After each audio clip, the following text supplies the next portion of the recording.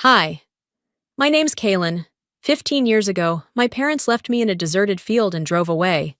No goodbye, no explanation, just dust, silence, and a lesson they said I needed to learn. They thought I'd break. But last month, they showed up at a house they didn't know I owned, my house, and when I opened the door, their faces turned pale. Now they want to talk. Now they remember I exist.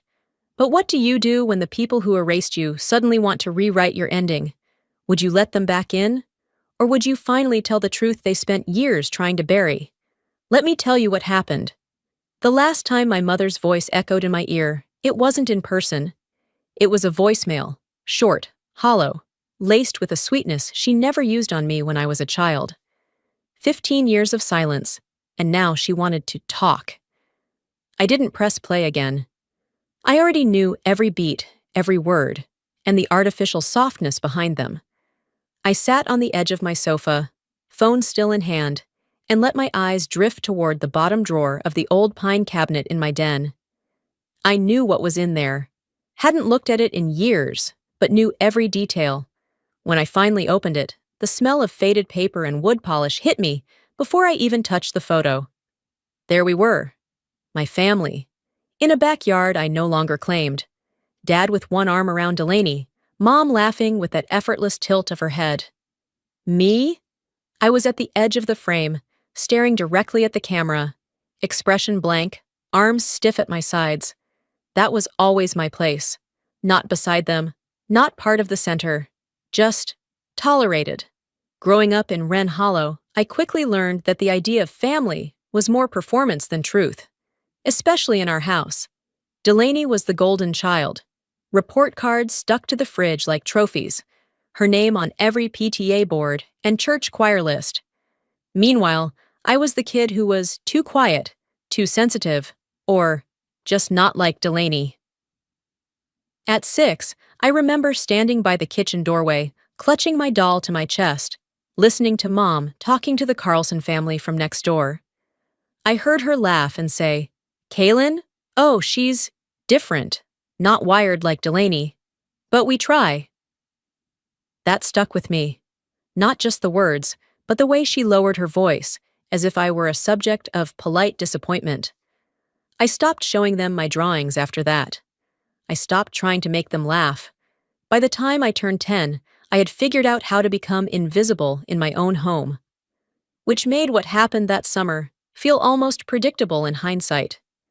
It was supposed to be a family bonding weekend. That's what Mom called it. We packed up the truck, tent, water jugs, canned beans, sleeping bags, and headed out to the desert about 30 minutes north. It was remote, dry, and quiet, the kind of place where even cell service gave up. I remember thinking it felt like another planet. We set up camp like usual. Delaney laid out the mats. Dad tinkered with the cooler. Mom passed around juice boxes. Then, just before sundown, Mom pulled me aside.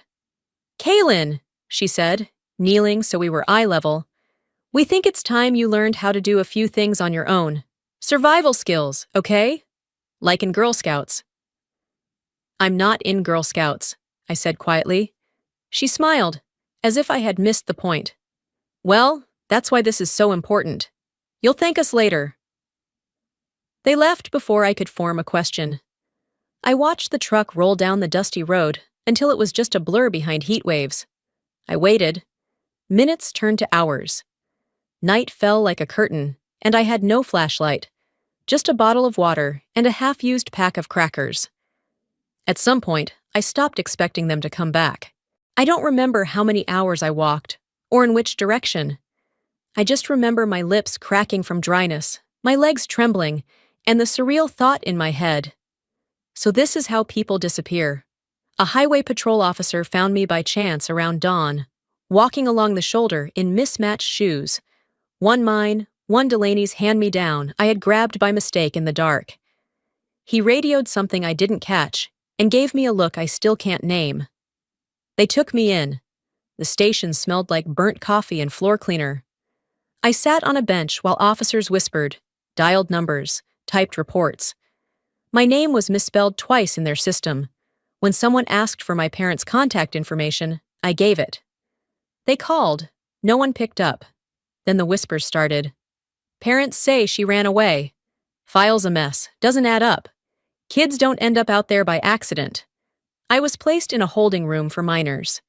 I remember watching the dust in the sunlight coming through the slats of a half-closed window. One officer handed me a peanut butter sandwich and a blanket. No one asked what I had seen. No one asked if I was scared. They treated me like a riddle they weren't sure they wanted to solve. I stayed there for 3 nights. By the 4th, someone from social services came with a clipboard and a look of mild concern. She asked if I had any relatives, anyone who might take me in. I gave her a name, someone they hadn't mentioned, someone my parents hadn't spoken to in years, Mavis Aldridge, my grandmother, and that's when everything truly started to change. But before I could knock on her door, there was one more place I had to try. The cab pulled up to a familiar street, tree-lined, neat lawns, quiet like a staged photograph. I sat in the back seat, watching my childhood home grow larger through the window, until it wasn't just a memory anymore. It was real again. Too real. The social worker, Miss Carver, turned around from the front seat. "Are you sure about this?" she asked, her voice soft, like she was talking to a wounded bird. I nodded. "I just need to see something." She didn't push. The engine clicked as it cooled. I opened the car door slowly and stepped out. Gravel shifted beneath my shoes as I walked toward the house. My house. At least, it used to be. The paint on the porch rails was still flaking, same pale blue that once chipped under my fingernails when I was 6 and told to scrape it for family chore day. I knocked once, footsteps. Then the door opened, halfway. My mother didn't step out. She didn't look surprised either. "We already explained everything to the police," she said flatly. "This is a legal issue now. Please leave." She didn't ask if I was hungry. Didn't ask how long I'd been gone. Didn't ask anything. The door closed before I could say a word. I stood there for a second longer than I should have, letting the silence slap me again. It wasn't shock, not anymore. It was confirmation. Back in the car, Miss Carver didn't say anything for a while. When we pulled onto the highway, she spoke without looking at me. "There's a Mavis Aldridge listed, maternal grandmother." "I know her," I said. "You want me to reach out?" "Yes." She scribbled something on her clipboard and made the call on speaker. A woman answered, voice scratchy with age, but clear. Miss Carver introduced herself, explained the situation, asked if Mavis would be willing to take temporary guardianship. There was a pause. Then, "I'll come get her." No hesitation, no conditions. 3 hours later, I was sitting in a different car, driving past the outer edge of Wren Hollow. We passed dry fields and old signs, some too sun-bleached to read. Eventually, we pulled into a dusty driveway outside a small adobe-style home with a metal rooster nailed to the fence. The screen door squeaked as Mavis stepped out, wiping her hands on a dish rag. She didn't say much, just looked at me for a moment, then gave a small nod, like she'd already made up her mind long before I arrived. "You don't have to talk if you don't want to," she said, ushering me in, "but you'll sleep safe here." Inside smelled like thyme and something baking. A simple kitchen, a small living room with a crooked lamp, a shelf full of old mystery novels. It was a quiet house, but not empty. There was a difference. That night, she made stew.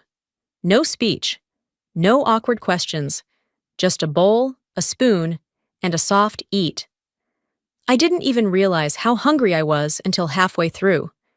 The bed in the guest room was too soft. I couldn't sleep at first. My thoughts jumped from place to place. My mother's face at the door, the officer's shrug when they logged me in, the click of the lock turning from the inside. Eventually, I got up and wandered through the house. Mavis was in the living room, writing a letter by hand. She looked up but didn't ask why I was awake, just pushed a folded blanket toward me and said, "Sit if you want." We didn't talk. She wrote. I watched. Her pen moved slow, like it had nowhere urgent to be. The next morning, I followed her outside. She had a small garden behind the house. Nothing fancy, just tomatoes, herbs, some struggling roses. I didn't ask to help. I just started pulling weeds next to her. That became our rhythm. She never asked for stories, and I never volunteered them. But we shared things: breakfast, radio stations, the occasional crossword puzzle. And for the first time, I felt like I wasn't being watched for cracks. One afternoon, I picked up a book from her shelf, an old paperback with a faded cover. I didn't read it to escape. I read because I wanted to understand. The words were heavier now. They stayed longer.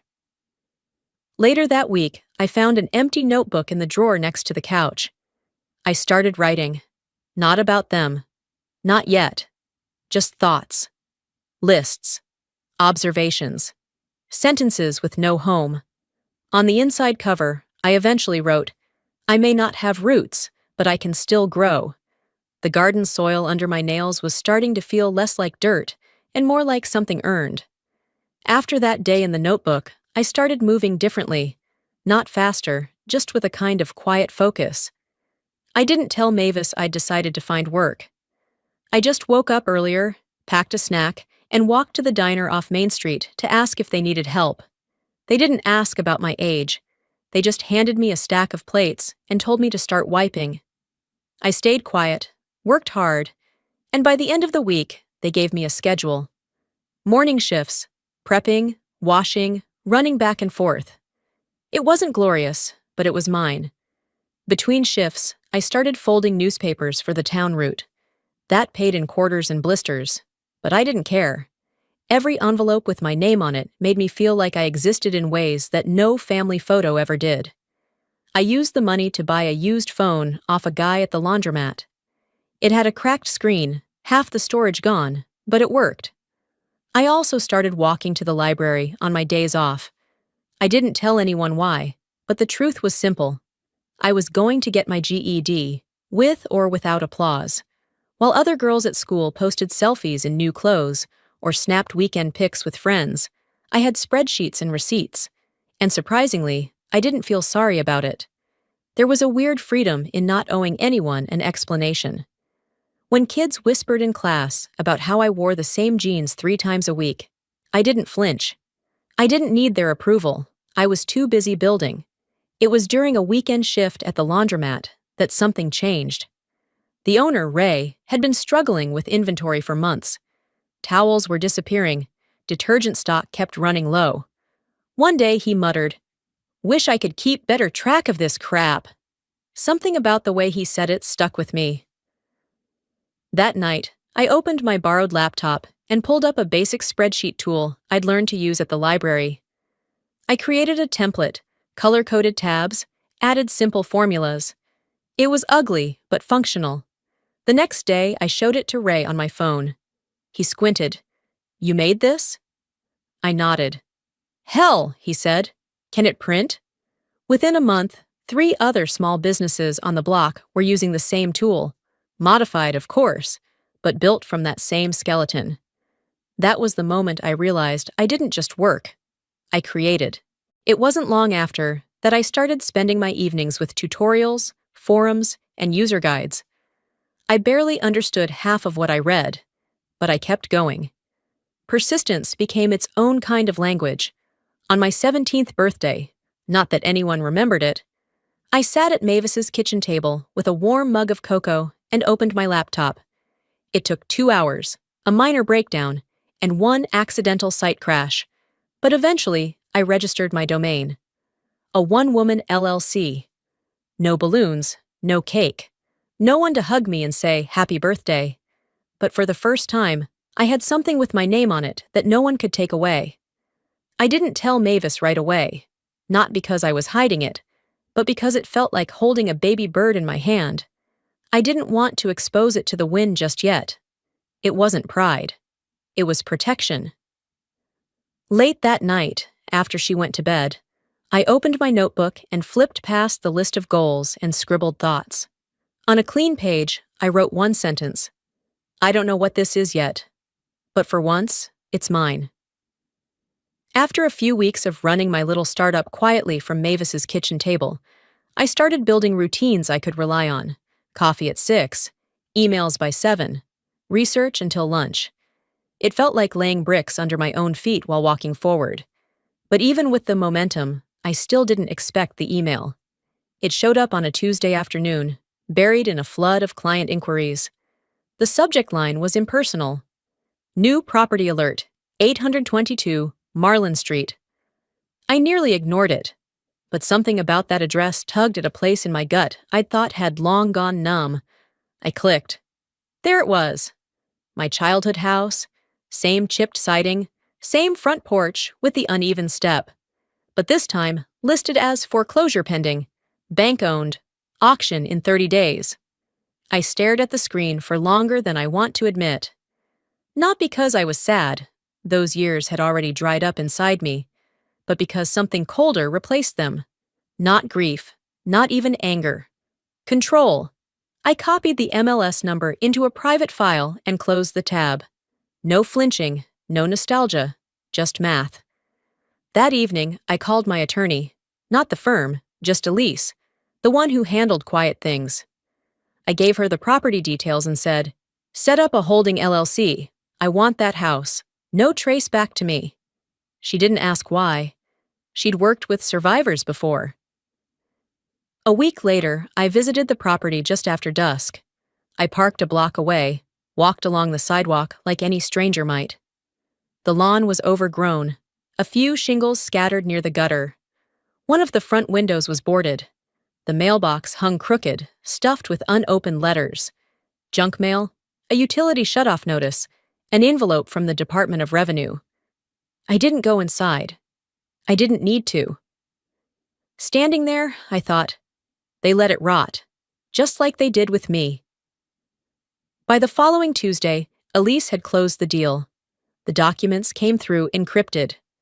I signed from my office, my logo visible in the corner of the screen. But no one at the bank would ever know my name. The deed arrived by courier. I opened it slowly and placed it in the drawer next to the photo I never fully had the courage to throw away. The one where I was 6 and standing too far from the rest of my family. "Now it's mine," I whispered. "Legally, financially, historically." I didn't toast. I didn't call anyone. This wasn't revenge. It was reclamation. Still, I couldn't let the house stay as it was. I called a contractor I trusted. Small team, good work, discreet. I told them to focus on safety and structure. Nothing cosmetic, no repainting, no new tiles. Just stabilize the bones. We kept it minimal. Removed the moldy carpet. Replaced termite-ridden floorboards. Secured the roofing. I told the team to leave the porch light as it was. Yellowed, flickering, faintly buzzing. One morning, I stopped by while the crew was on a lunch break. The smell of sawdust and old wood filled the air. I walked the perimeter, hands in pockets. That place had held so much silence, so much pretending, and now it answered to me. I didn't tell Mavis about the purchase, not yet. She would understand, but I needed it to exist without commentary. Some things had to be reclaimed in private. A few days later, I returned again alone, early enough that the sky was still rinsing out its night colors. I stood on the lawn, watching one of the workers pry up the porch planks, each pull a kind of exorcism. When he noticed me, he asked, "You want to keep any of this old wood?" I shook my head. "Let it go." He nodded and went back to work. I stayed for a while longer, long enough to see the debris piled beside the sidewalk, bits of the past laid bare for anyone to walk past and not even notice. I didn't. By the end of that week, most of the renovation crew had cleared out. The air inside the house didn't smell like mildew anymore. It smelled like nothing, and that felt right. I walked room to room one morning, barefoot on new floors, trying to remember which corner had once held the bookshelf my father refused to let me touch. Where the old dining table used to sit, the one they never made room for me at during holidays. It was all gone now, erased. Except the bones. The bones stayed. I had just finished setting a tray with 2 mugs of chamomile, out of habit more than intention, when I saw the SUV roll up. Dark gray, polished, clearly leased. The kind people drove when they wanted you to know they were doing fine. even when they weren't. 3 doors opened. My mother stepped out first, her posture stiff like she was walking into a courtroom. My father followed, slower, gaze down, keys still in hand, as if unsure whether to lock the car. Then came Delaney. Perfect posture, perfect hair. The same icy smile she wore at 13 when she told me no one wanted me at her birthday sleepover. They didn't knock, just walked toward the porch like it still belonged to them. I didn't meet them outside. I stood inside, behind the window's sheer curtain, letting them guess if I'd answer. I opened the door without a word. My mother blinked first.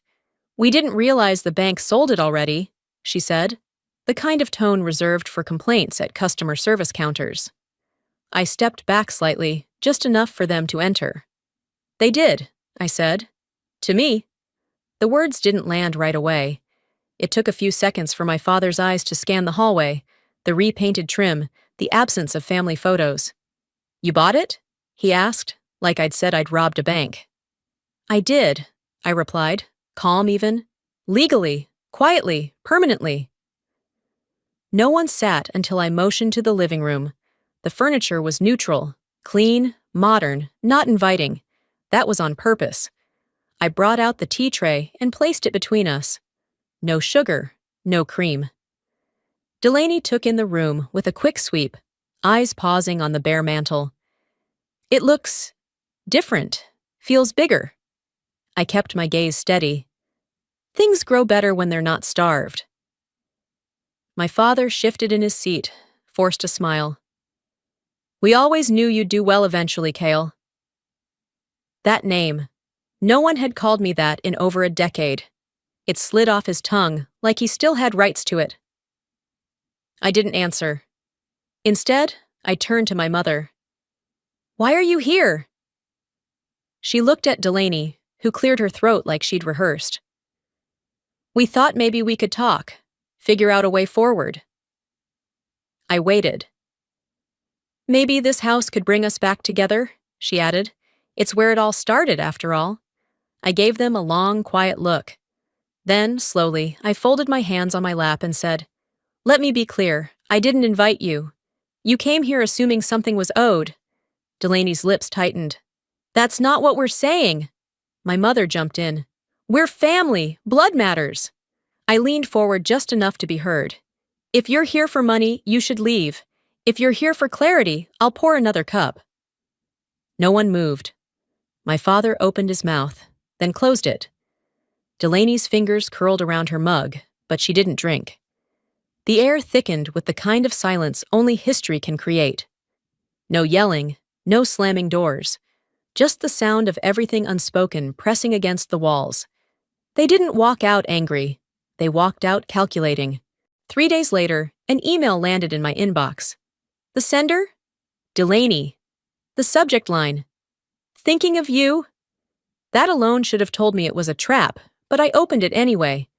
There was a photo attached, me, about 5 years old, in a sun hat too big for my head, sitting next to Delaney on a faded picnic blanket. I don't remember the moment. Judging by the tightness in my smile and the way my arms were pulled into myself, I probably didn't enjoy it.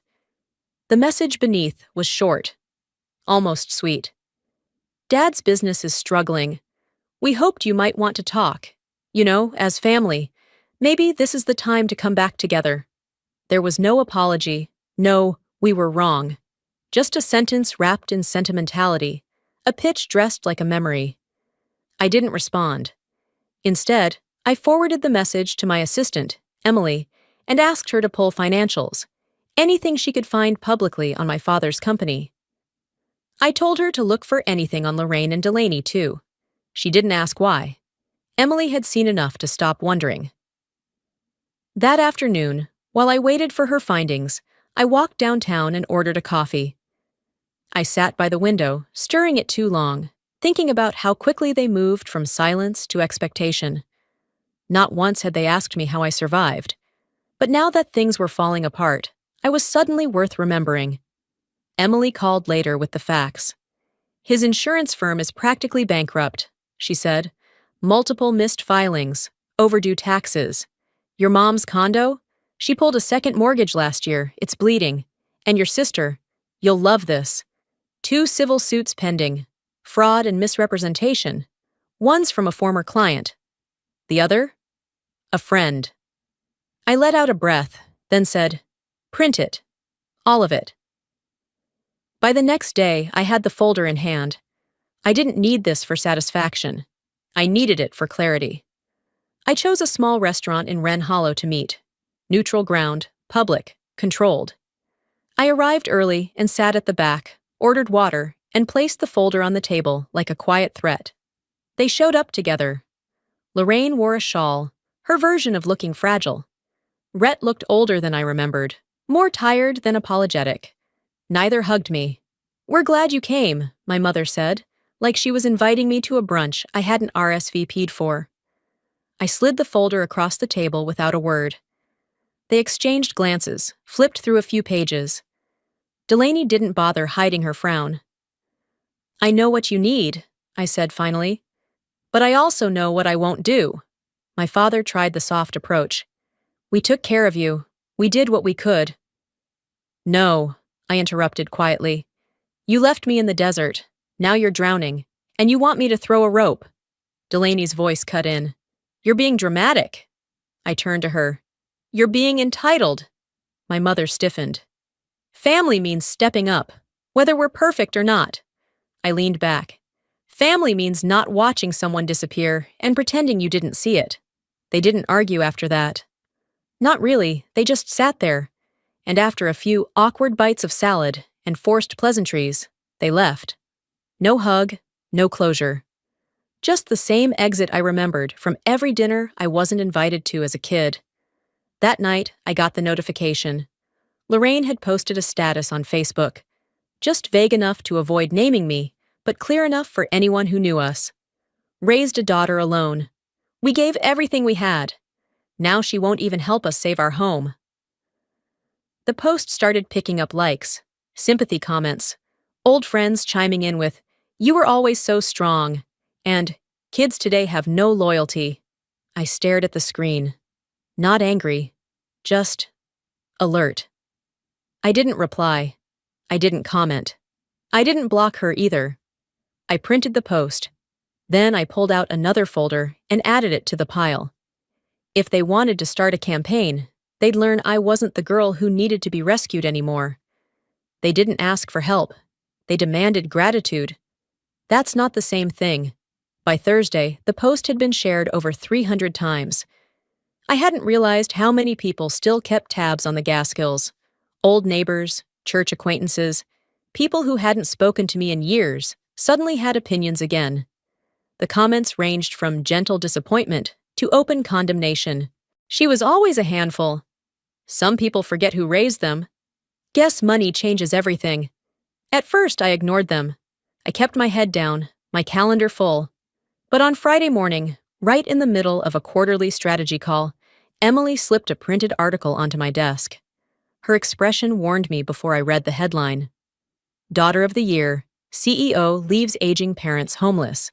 It wasn't just a blog. It was syndicated across 3 business gossip sites, and had already made its way onto LinkedIn and Twitter. My face, my title, and a photo of the house I had bought, cropped just right to look cold and corporate, were now part of a story I hadn't written. I paused the call, asked the team to reconvene in an hour, and sat alone in my office. The skyline outside looked too clean, too distant. I read every word of the article. They quoted Lorraine, my mother, without naming her. A close family source. That was the mask she always wore best. I forwarded the link to legal, then, slowly, to my PR rep. An hour later, I was in a meeting room with Nicole, my communications manager, and the firm's outside consultant. They danced around the topic with words like optics and narrative opportunity, but I already knew what they were going to suggest. "You could issue a statement," Nicole said carefully. "Not defensive, just clarifying." I stared at her for a moment. "You want me to explain to strangers why I didn't rescue the people who left me in the middle of nowhere?" Nicole shifted. "You don't have to tell the whole story. just enough to show you're not cold. I leaned forward, voice steady.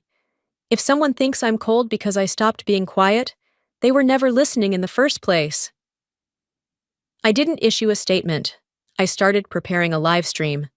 The next morning, I walked into the small video studio in our office tower. Just me, a single camera, and a simple title card, Kaylin Monroe. Live. No production team, no filters. I didn't want sympathy. I wanted the record to breathe. I looked directly at the lens and began. 15 years ago, I was left in the desert. Not figuratively, not poetically, literally. I told them everything, not with tears, not with a breaking voice, but with dates, documentation, names. I showed photos, my intake form from the police station, a time-stamped photo of me walking barefoot along the highway, school attendance reports, letters from social workers. I displayed it all like pieces on a courtroom table, and then I read the Facebook post. I didn't name Lorraine. I didn't need to. Everyone had already connected the dots, but I followed with a statement that had been sitting at the base of my spine for years. I didn't humiliate them. I remembered what they wanted me to forget. After I ended the stream, I walked out of the studio and into my office. Emily had already pulled up our analytics dashboard. Thousands watching live. Tens of thousands already resharing. Some of the comments were brutal. She's using trauma to build her brand. Why now? She's still her parents' child. Where's the grace? But others cut through the noise like a clean breath. My mother did this to me too. Thank you for saying what I never could. You didn't ruin their image. They handed it to you. That night, I didn't sleep much. I read every comment, every message. I didn't respond to any of them. Not out of apathy, but because sometimes being heard was enough. You don't always need the last word, just the first one they can't ignore. By Saturday, sponsors who had ghosted us quietly returned. 2 journalists reached out requesting full interviews. I declined. This wasn't about a story. This was a statement. Sometimes telling the truth doesn't set you free, but it makes silence impossible. Monday night, long after the office lights dimmed and the streets below quieted, I was still at my desk. The hum of the old building's heating system kept me company while I sifted through archived folders my assistant had flagged. I hadn't gone looking for vengeance. I went looking for proof. It arrived via encrypted file transfer. One of the private investigators I'd quietly hired months earlier had finally cracked a database tied to regional traffic camera archives. I'd nearly forgotten I'd asked for it. I clicked the folder. Inside was a single image, black and white, grainy, stamped with a date 15 years ago, just after sunset. A little girl, small in frame, walking down a deserted highway shoulder, with one shoe missing. Wind catching the hem of her oversized shirt. Her head turned toward the road, face unreadable, but posture screaming abandonment. It was me. I didn't blink, didn't cry. I forwarded the photo to my legal team with 6 words. Attach this to the public file. The next morning, I arrived early. While the team handled their usual tasks, I sat in my office and reviewed every item we had on record. Police reports, intake forms, housing records, old email correspondences. There were gaps, but now I had the image that made all their words collapse. Around noon, another update hit my inbox. This one came from the forensic IT analyst I'd hired through my startup's security vendor. They'd traced a malicious email sent 5 years ago to my university's scholarship board. The message accused me of falsifying records and manipulating faculty, claims that ultimately led to my funding being revoked just before graduation. Attached was a digital trail, IP address, timestamp, and access route. It linked back to a domain Delaney had used during her legal internship in Chicago. I didn't forward this one to press either. I downloaded it, saved it as a PDF, and sent it directly to Delaney. No subject, no message, just the file. 20 minutes later, her name popped up on my phone screen. I let it ring until it stopped. Then I powered the phone off and slid it into the drawer. That same afternoon, While walking to my car, I was handed an envelope by a process server standing near the lobby. Cease and desist. Lorraine's lawyer. They accused me of public defamation and misuse of family information for personal gain. They wanted me to take down my livestream, retract the documents. Cease further discussion of private family matters, the letter said. I handed the packet to my in-house counsel. He raised an eyebrow. Response? They had 15 years to speak, I said. I'm just catching up. We didn't countersue. We didn't escalate. Instead, my team posted a public document repository, available through a link in my company's press portal. It wasn't flashy, just facts. A school record showing repeated absences due to unspecified family reasons. An emergency room intake form from when I was 12. Bruises down my ribs listed as fall-related. An anonymous email chain targeting my scholarship. The photo of me walking the highway alone. No captions, no commentary, just receipts. We pinned it at the top of my LinkedIn and company website. Some called it excessive. Others called it brave. But I wasn't aiming to please anyone. This isn't about family, I wrote in the final line of the statement. It's about harm, and I won't let silence be a co-conspirator again. The fallout came in layers. Some clients backed out, not wanting drama. But newer, bigger clients signed on, citing my transparency and tenacity. A journalist emailed me asking if I planned to write a memoir. I said no. Another asked if I'd do a podcast interview. I said nothing. And still, the downloads on the public file kept rising. I didn't need revenge. I needed the record corrected, for me, and for the girl they left behind. The noise faded the way winter wind does after it's torn through a valley, slowly, without apology. No more headlines. No more anonymous comments.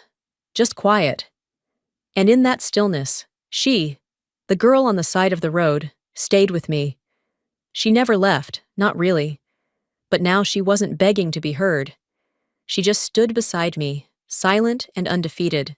It was a week before Christmas, when I walked through the town square in Wren Hollow. The lights were already up, plastic candy canes staked into the grass, strings of yellow bulbs blinking lazily overhead. A local jazz trio played near the cider booth. I passed a vendor I used to fold papers for. He didn't recognize me. Or maybe he did, and just chose not to speak. That didn't hurt the way it once might have. I didn't expect warmth from this place. I didn't even want it. Across the street, a woman handed her daughter a bag of kettle corn. The girl laughed, the kind of unfiltered joy I used to envy. Now I just observed it, like someone watching a train pass they didn't need to board. I walked by the house, that house, on my way back to the car. Not because I wanted to see it, but because it was on the route. It looked clean, settled. Someone else had bought it. I'd sold it through a trust under another name. Never told Mavis. Never explained. There was nothing left for me in that house. Not a single piece of furniture. Not a shadow. I didn't stop walking. By January, the article had disappeared from the front page of any feed. Google alerts slowed. People moved on. But the impact lingered in quiet ways. A stranger thanking me at a conference. A handwritten note left at my office door from a young intern. Your voice helped me find mine. I didn't frame it. I didn't post it, but I kept it. When a news outlet reached out to ask if I'd let them film a feature, a powerful story of healing and reclamation, I declined. There's a difference between being witnessed and being showcased. My company found its rhythm again. Staff morale was higher than ever. When we landed a new international contract, they brought in cupcakes and balloons. I clapped with them, I smiled. But inside, I knew I had climbed something they would never see the peak of. Then came the envelope. Cream-colored, handwritten address. No return sender, but the script was familiar.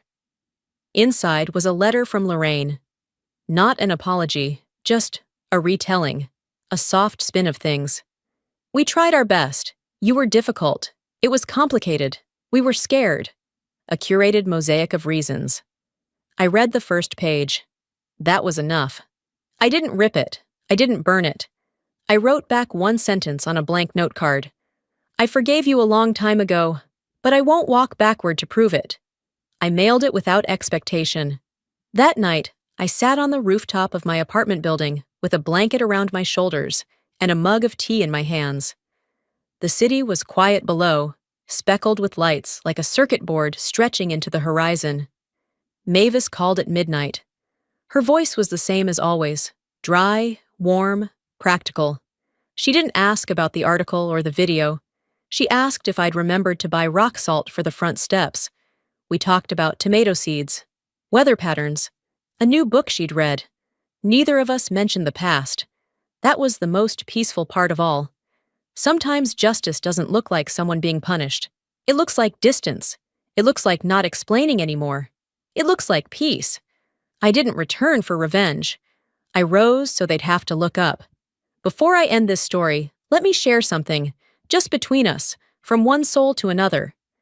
I used to think justice meant getting an apology. A moment, a headline, something loud and clear that says, "You were right all along."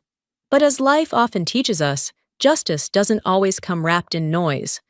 Sometimes it looks like walking away without bitterness. Sometimes it means choosing your peace over their approval.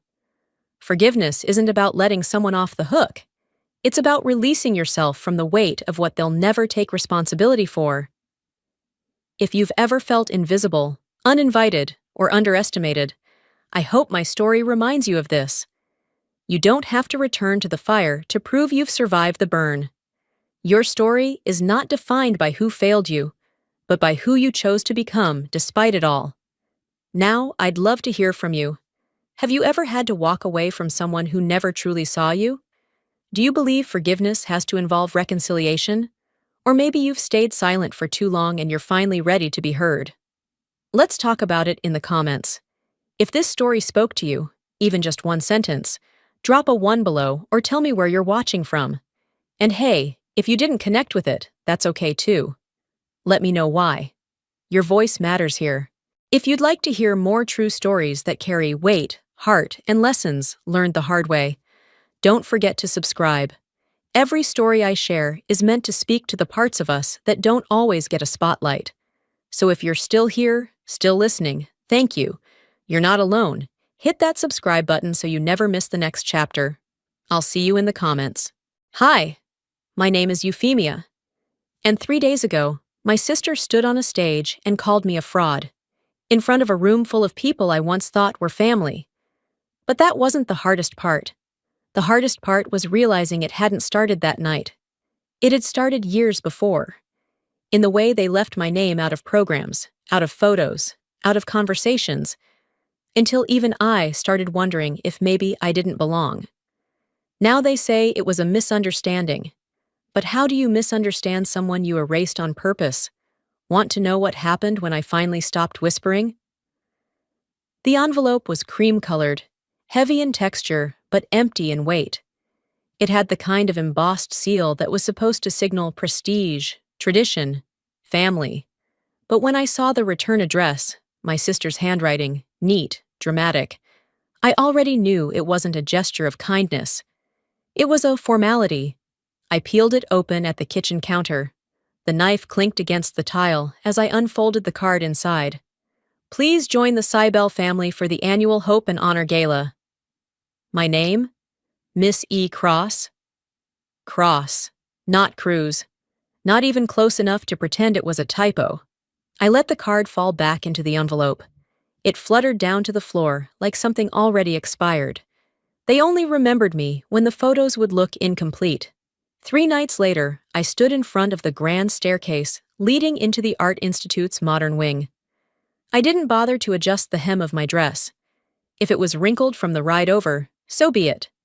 I hadn't been sent the dress code anyway. Inside, the lights hit like cameras, bright, merciless. I walked past 2 event staff who offered polite nods but didn't check the list. Maybe I wasn't on it. Odessa, my mother, spotted me from across the room. Her wave was a flick of fingers, barely a breeze. Then she turned and placed her full attention back on Marla. Marla was mid-laugh, perfectly staged in her sapphire gown, already owning the crowd. People circled her like moths that didn't realize the flame would always stay cold. No one came over. Not my father, not a cousin, not even the people who used to call me Mini Marla, back when the family still spoke of me in terms that implied I mattered. I made my way toward the champagne table, trying not to look like I was retreating.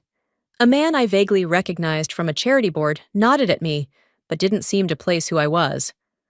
"Oh, that's family," he mumbled to the woman beside him when she asked. Not a name, not a role, just family. And not one of them corrected him.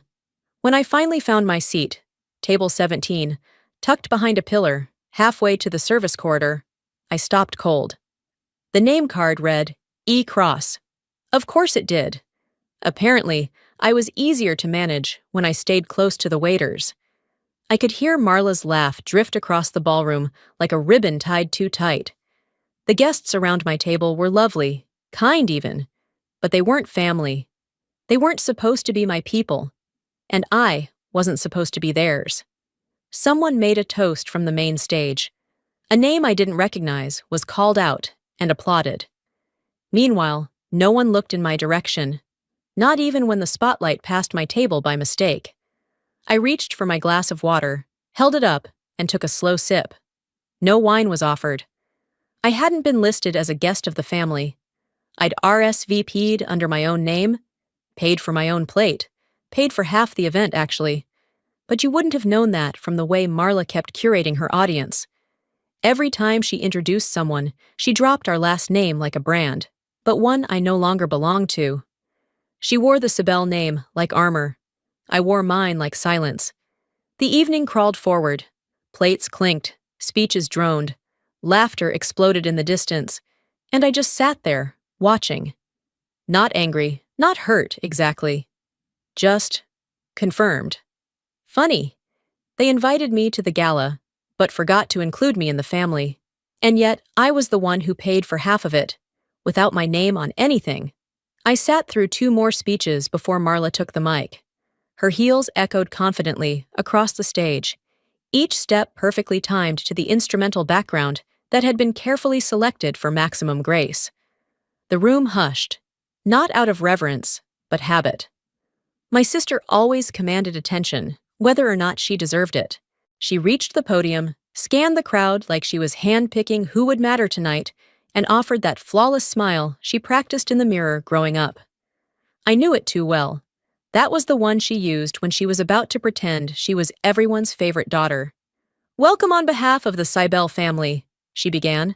"Myself, my parents, Wallace and Odessa, and our incredible supporters. Thank you for being here tonight." That was it. Not a pause, not a sideways glance, not a single syllable in the direction of the only person in the room who'd written the largest check. I didn't flinch. I didn't look at my mother. I didn't even blink. I just stared ahead, like I wasn't waiting for anything. The cameras panned slowly. The screen behind Marla projected a soft slideshow, portraits of our family, staged at last year's gala. Odessa, Wallace, Marla, center frame. I was missing in every single photo.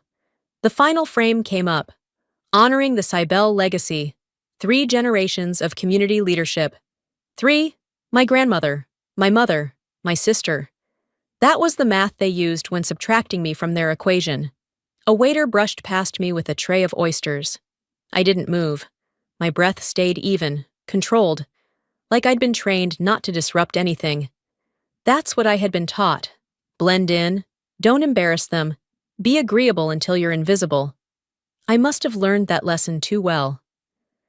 After the applause quieted, Odessa leaned slightly toward me, her voice a soft hum under the buzz of clinking forks. "Let's not make this about you," she murmured. "Please don't embarrass Marla." It was a request disguised as concern, but what it really meant was, we've already decided who matters tonight. Don't cause trouble. I didn't answer. Instead, I studied the edge of my napkin. Clean, pressed, folded to perfection. Like me, sitting here in tailored silence. What would happen if I stood up and reminded the room who paid for the sound system, the catering, the signage, The wine they were sipping like it poured from heaven. They wouldn't believe it. Or worse, they'd believe it and still pretend they hadn't heard. Because when people look past you on purpose, they're not being negligent. They're being precise. I leaned back in my chair and opened my phone under the table. Scrolled through photos from the last project I funded in Guatemala. Classroom walls being painted, kids in new shoes, a nurse holding donated supplies. I wasn't in most of the shots, just my initials on the boxes, EC. I'd gotten used to that too, being the unseen part of something good. But something about tonight felt different. Not like a wound, but a pulse. Across the room, Marla was basking in praise, thanking donors for their generosity, with a warmth she rarely used on family. She made eye contact with a senator's wife and whispered something that made the woman laugh too loudly. Then, like choreography, Odessa excused herself to the restroom, no doubt to take a call or prep her next performance. Wallace hadn't looked my way once. He was busy talking to a bank executive about some investment partnership like nothing else existed outside that deal. I stood quietly and adjusted my dress. The sequins near the hem caught the light, not enough to draw attention, but enough to remind me I wasn't wearing this for them. As I stepped toward the edge of the ballroom, a middle-aged man in a velvet blazer touched my arm. "Excuse me," he said, glass in hand. "Could you let the Cybele rep know the champagne's warm?" His smile was polite, his assumption casual. He thought I was part of the staff. I gave him a nod. "Of course," I said softly. Then I turned and walked toward the service hallway, not because I worked there, but because I needed a moment away from the glare of artificial grace. Inside, the staff were prepping the next course. A young woman looked up at me. "You okay?" she asked. I smiled back, but not with the kind of smile Marla wore on stage. "I'm fine, just checking on something." I pulled out my phone again. One email sat in drafts, addressed to the gala board. Subject line: Clarity Foundation Sponsorship Verification. I didn't hit send. Not yet. But I reread the first line. This is to confirm that the majority sponsorship for this event was provided directly by Euphemia Cruz, independent of the Cybele family estate. I saved the draft, locked the screen, and exhaled. It wasn't the first time I'd been mistaken for someone who didn't belong, and it wouldn't be the last time someone handed me the bill, then claimed they threw the party. After tucking the folded sponsorship agreement back into my clutch, I didn't return to my table. I needed air, not the outdoor kind, but a break from being stared through like I was made of glass. Instead of heading toward the main ballroom, I veered right, toward the cocktail area. Less formal, dimmer lighting, quieter conversations. It was where donors and socialites mingled with the kind of polished nonchalance you only see at events like this. Everyone there had mastered the art of pretending to be interested in someone else's cause, just long enough to sip free bourbon. And that's where I saw her. Trina Ballard. Long dark hair pinned into a loose knot. Designer heels I recognized from a joint online shopping spree we'd done on her couch 10 years ago, and a voice that hadn't changed a bit. Warm, performative, and just loud enough to carry. She was standing next to Marla. Of course she was.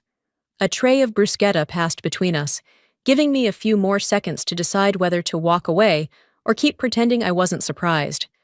But I knew what that would look like. Me, retreating again. Me, avoiding conflict for the sake of keeping things easy.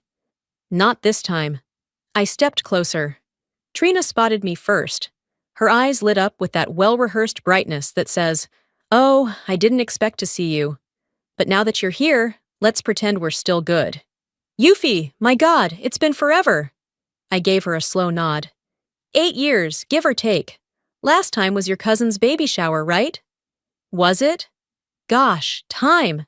She reached out and gave my arm a quick squeeze, the kind of touch that says, I remember just enough to seem sincere, but not enough to actually care. Marla, who had been mid-conversation with someone in a navy blazer, turned her head, flashed that default Cybele smile, and quickly returned to her guest. I didn't expect her to engage. She wouldn't risk it, especially not in front of someone she still needed to impress. Trina lowered her voice. Hey, I saw you earlier. Just didn't want to interrupt anything. Like what? I asked. My quiet dinner next to the catering exit? She laughed awkwardly. Come on, it's not like that.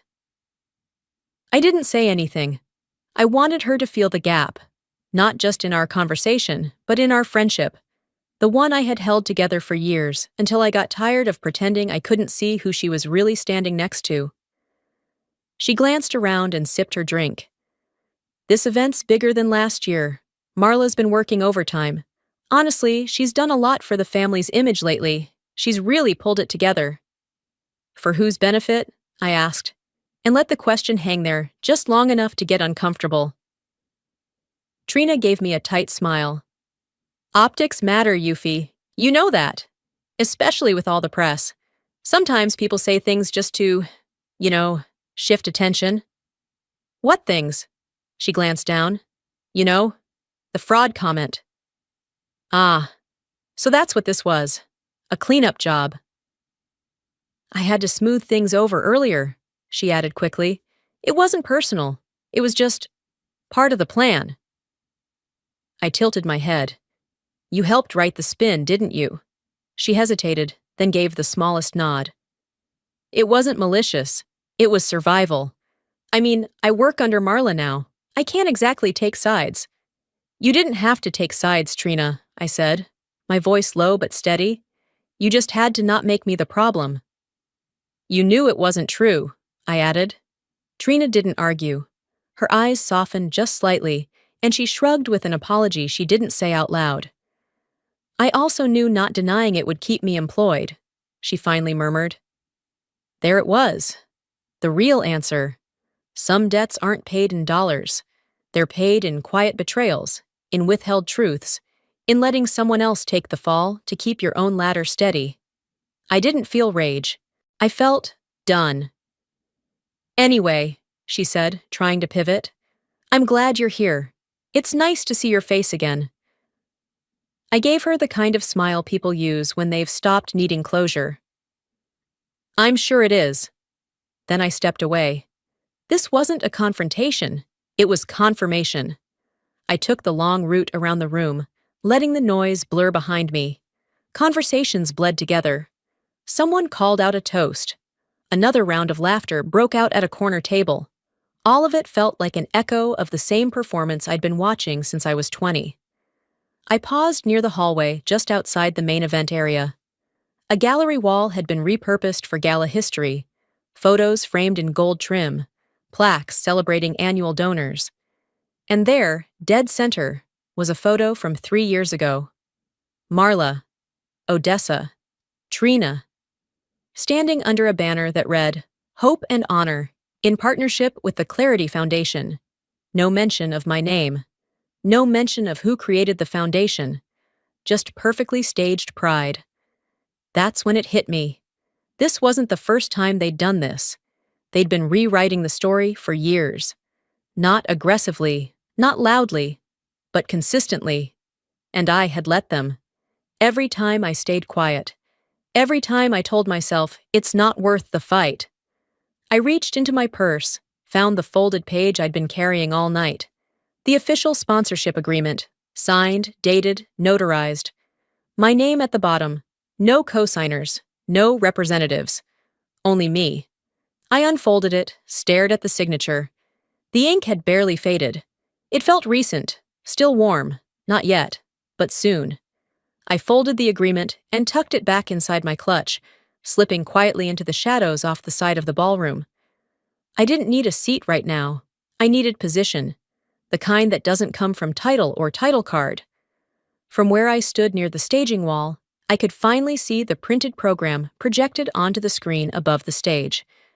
For the first time that night, my name appeared. Donor Spotlight, Euphemia Cruz.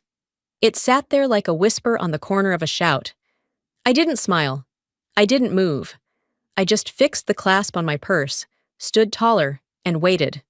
The MC, a polished man in his early 50s, who had been hosting this event for years, began his lead-in. I knew the rhythm. I had helped write this part of the script when I funded the previous year's version. And now, he began, we take a moment to recognize the extraordinary generosity of a very special contributor. He never got to finish. Marla walked straight onto the stage. Not hurried, not hesitant. She moved like she owned the floor, like she believed this moment belonged to her. The room offered a scattered clap, unsure whether this was planned or not. Marla reached the mic and adjusted it slightly, just enough to break the MC's stride. He stepped back, visibly confused, but too polite to interrupt.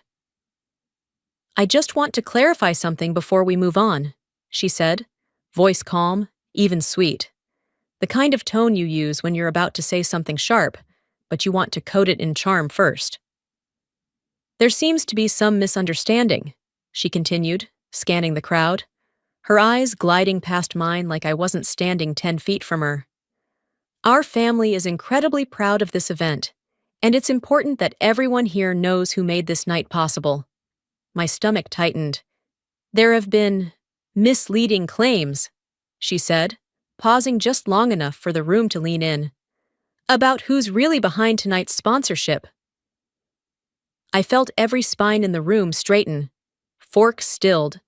Glasses hovered midair. Marla turned slightly toward my direction. Not enough to name me, but enough to mark me. A gesture dressed up as a shrug. "Some people like attention," she said lightly, "but this foundation doesn't endorse false narratives. Let's be clear, the real contributors are already on this stage." Silence. One long, hollow silence. I could hear my pulse in my ears, but my face didn't move. I stood exactly as I had before. No step forward, no retreat. The MC looked like he'd swallowed his own cue cards. He opened his mouth, but then shut it. My father shifted in his seat, cleared his throat, but never looked at me. My mother stared straight ahead, her lips pressed into a tight line. She wasn't angry about the lie. She was worried about the fallout. Marla stood there, still smiling, hands folded neatly in front of her. She had rehearsed this. She had waited for this exact moment, to say just enough to plant the doubt, but not enough to be held accountable. And it worked. Whispers rippled through the room, like wind cutting through thin curtains. Some guests turned their heads, pretending to check the decor. Others looked directly at me, eyes quickly darting away when I met their gaze. I didn't move. I didn't owe them any movement. She wanted to erase me, I thought, not just from the family, from the record. I could have shouted. I could have walked up and corrected her, held up the agreement, forced the MC to confirm the sponsorship, but I didn't. I stood still. I'd learned young that flinching only feeds the story. When you don't react, you force them to finish their lies out loud.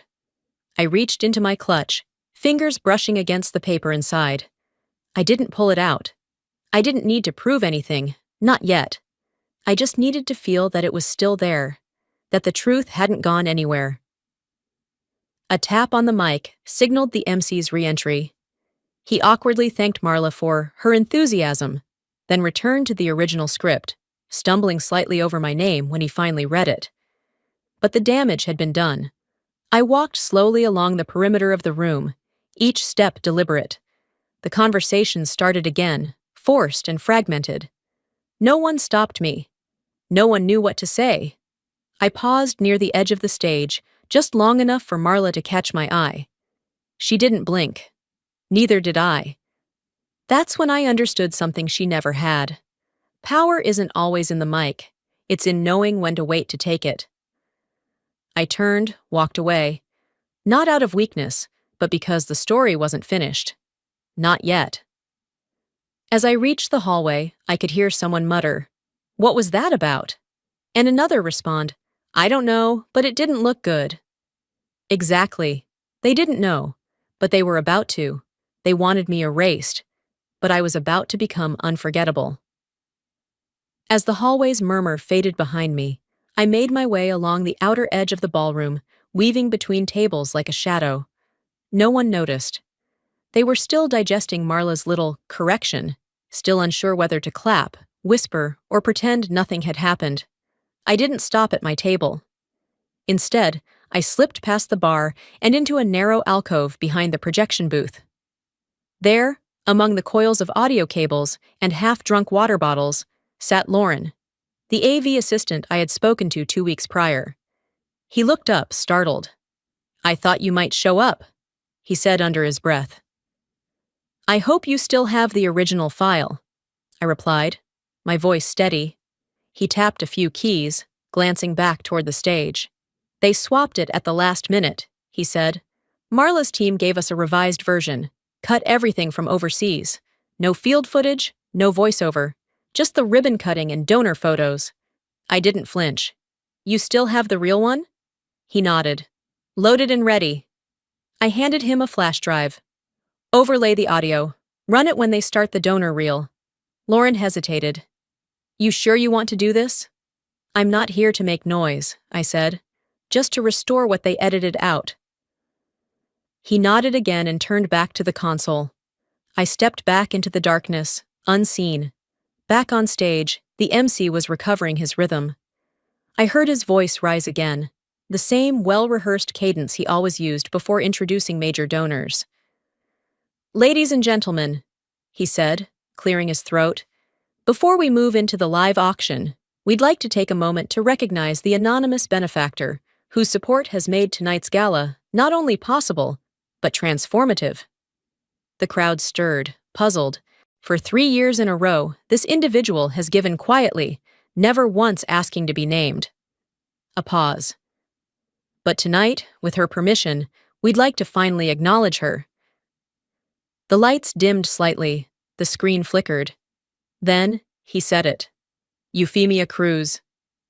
"My name," said out loud, clear, deliberate. The spotlight swept across the room until it landed on me. I didn't stand. I didn't wave. I didn't even blink. I just nodded once. The crowd looked around, confused. Some clapped, some didn't. Marla turned her head sharply. Odessa went stiff. Wallace stared at the tablecloth like it owed him money. Then the screen came to life. Not with the doctored version Marla had approved, but with the original footage. Raw and real. The first clip showed me standing under a corrugated metal roof in Guatemala, handing out medical supplies to a nurse. My boots were caked in red dirt. Sweat soaked through the back of my cotton shirt. Next, a scene from a school library in rural Mexico.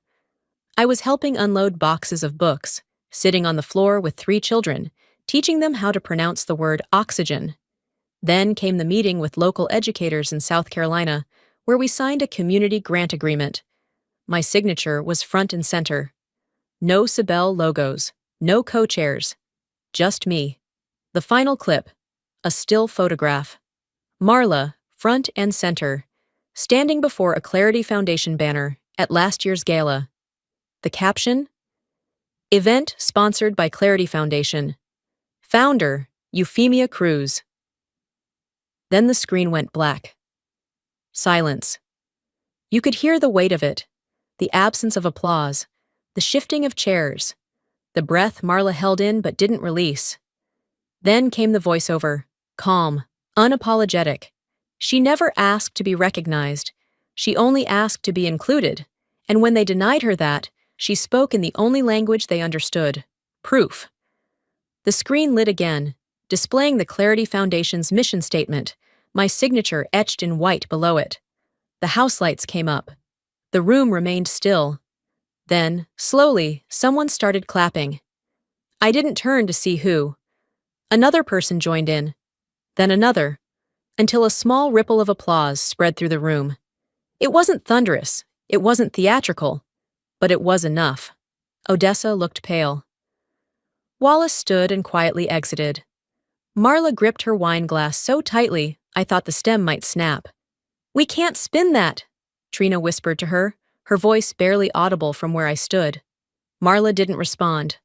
I rose from my seat, walked calmly toward the stage, not to speak, not to demand anything, but simply to let them see me walk the same path Marla had hijacked.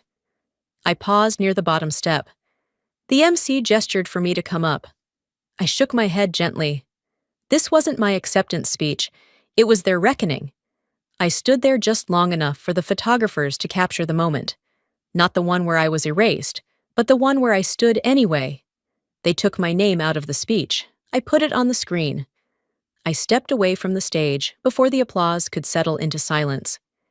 The energy behind me thinned as I slipped back into the hallway, heels echoing softly on polished stone. The weight of cameras and whispers stayed behind. I wasn't running. I just knew the next part of this story didn't belong in the spotlight. Down the corridor, past a line of florals that no one stopped to admire, a single door stood ajar. The side reception room used for press huddles and staff breaks. It was dim, air thick with event perfume and recycled air. And there she was. Marla stood near the far wall, arms crossed, pacing with the same fury she used to rehearse high school debate arguments. She wasn't crying. Marla never cried unless there was a camera. When she saw me step inside, she froze. "You ambushed me!" she snapped before I said a word. I closed the door behind me. No witnesses, no cameras, just us. "You erased me," I replied, steady. "That came first." She scoffed. "Don't make this dramatic. You had your moment." I pulled my phone from my bag and tapped the screen. The email came up instantly. I turned it toward her. Marla's eyes flicked across the screen. She didn't need to read it twice. She already knew what it said. "Let's keep Euphemia's name off press for continuity," her message to the foundation team read. "I'll represent the family for photos." The response was curt but complicit. "Approved for now." "I didn't authorize that," I said. "But you sent it anyway." She looked down, then back up. I was trying to protect the family image. "You were living like some recluse, disappearing between continents." "Running a non-profit," I cut in. "Whatever. People needed clarity, pun not intended. So I gave them something clean to point to." "You didn't borrow my name, Marla," I said slowly. "You stripped it out of the record. You knew it mattered, and you took it off anyway." She crossed her arms tighter. "You think I wanted to be the face of all this? I had no choice." "There's always a choice," I said. "And you made yours." The door creaked open before she could respond. Wallace stepped in. Our father hadn't spoken to me all night. Not once. Not when I entered the ballroom. Not when I was left off the introductions. Not even after my name lit up the screen behind his eldest daughter's face. He looked at me first, then at Marla. "I don't care who's to blame," he said. "What I care about is the press. There are reporters circling, and the last thing this family needs is scandal." He looked directly at me. "So, if this is about you needing acknowledgement, fine. You've been acknowledged. I apologize." The word hung in the air like something he'd choked on. I didn't blink. "That's not an apology," I said calmly. "That's a request for silence." Wallace said nothing. Just turned, walked back out the door, and left it ajar behind him. I stared at the open gap, then turned back to Marla. "I don't want the title," I told her, "or the stage, or the brand. What I want, what I'm keeping, is the truth, and I won't let you use my silence again." Her jaw tightened. "Are you going to sue me?" "No," I said, "but the foundation you've been using for image won't carry your name anymore." She narrowed her eyes. "That's not your decision." "It already was," I said. "You just didn't notice I made it." I started to leave. As I stepped past her, she whispered behind me, "You're not as innocent as you pretend." I turned to her one last time. "I never pretended," I said. "But you did." The door clicked shut behind me. Just as I reached the edge of the hallway, my phone buzzed. It was Lorne. He'd just sent a file.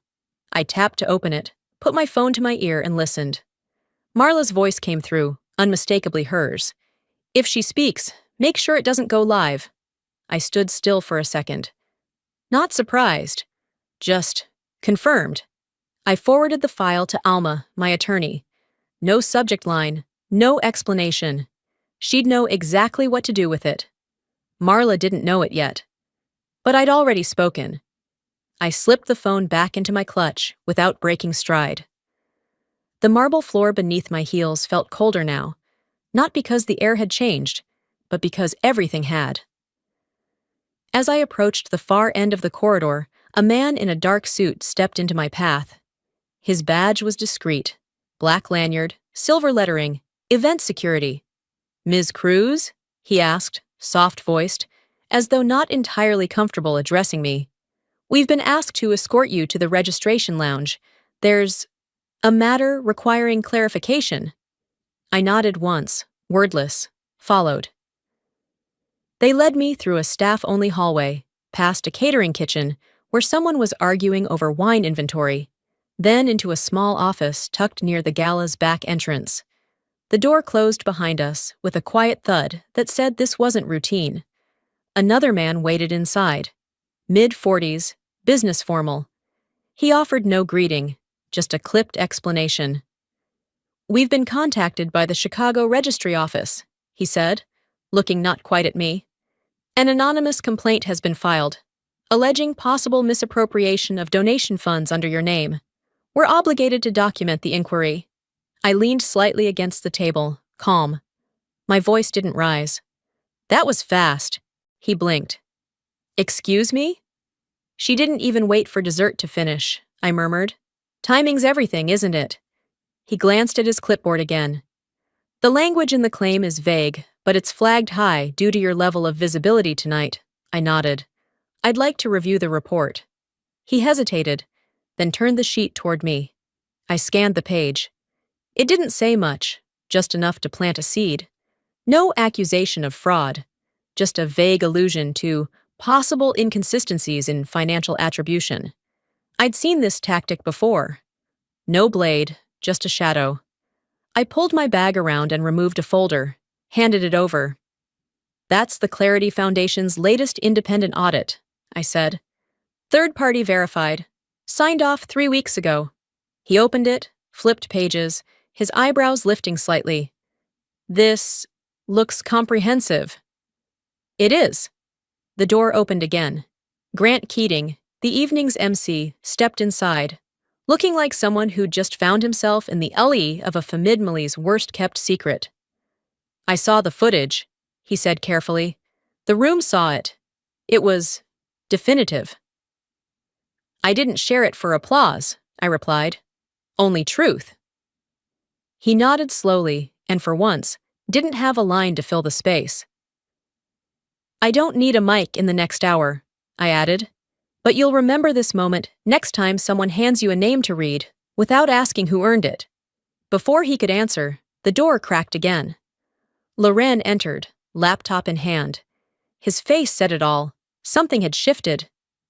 "This might matter," he said, eyes on me. He opened the device, turned the screen, and clicked play. Marla's voice came through, clear as a bell. Not angry, just clinical. "If she tries to speak again," she said, "have security block her. We'll say it's a scheduling conflict. Make it clean." Silence followed.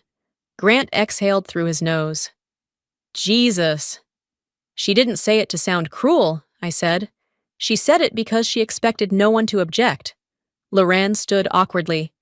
"Should I delete it?" "No," I said. "Send it to Alma, and CC the Board of Trustees for the Cybele Family Trust." He nodded and left the room without another word. Grant adjusted his cufflink. "You want this broadcast?" "No," I said. "This isn't about theater, it's documentation." The other security officer turned to me. "Do you want to file a formal response?" "Not tonight," I replied, "but you might want to save that recording. It's going to age well." I picked up my folder, nodded to the room, and left. Back in the hallway, the noise from the main event was softer now. Fewer cheers, more quiet talk, the awkward kind that follows a shift in narrative. I stopped near the same floral display I'd passed earlier. Funny how things that felt decorative an hour ago now seemed hollow. My phone buzzed again. "Marla, this wasn't supposed to go public."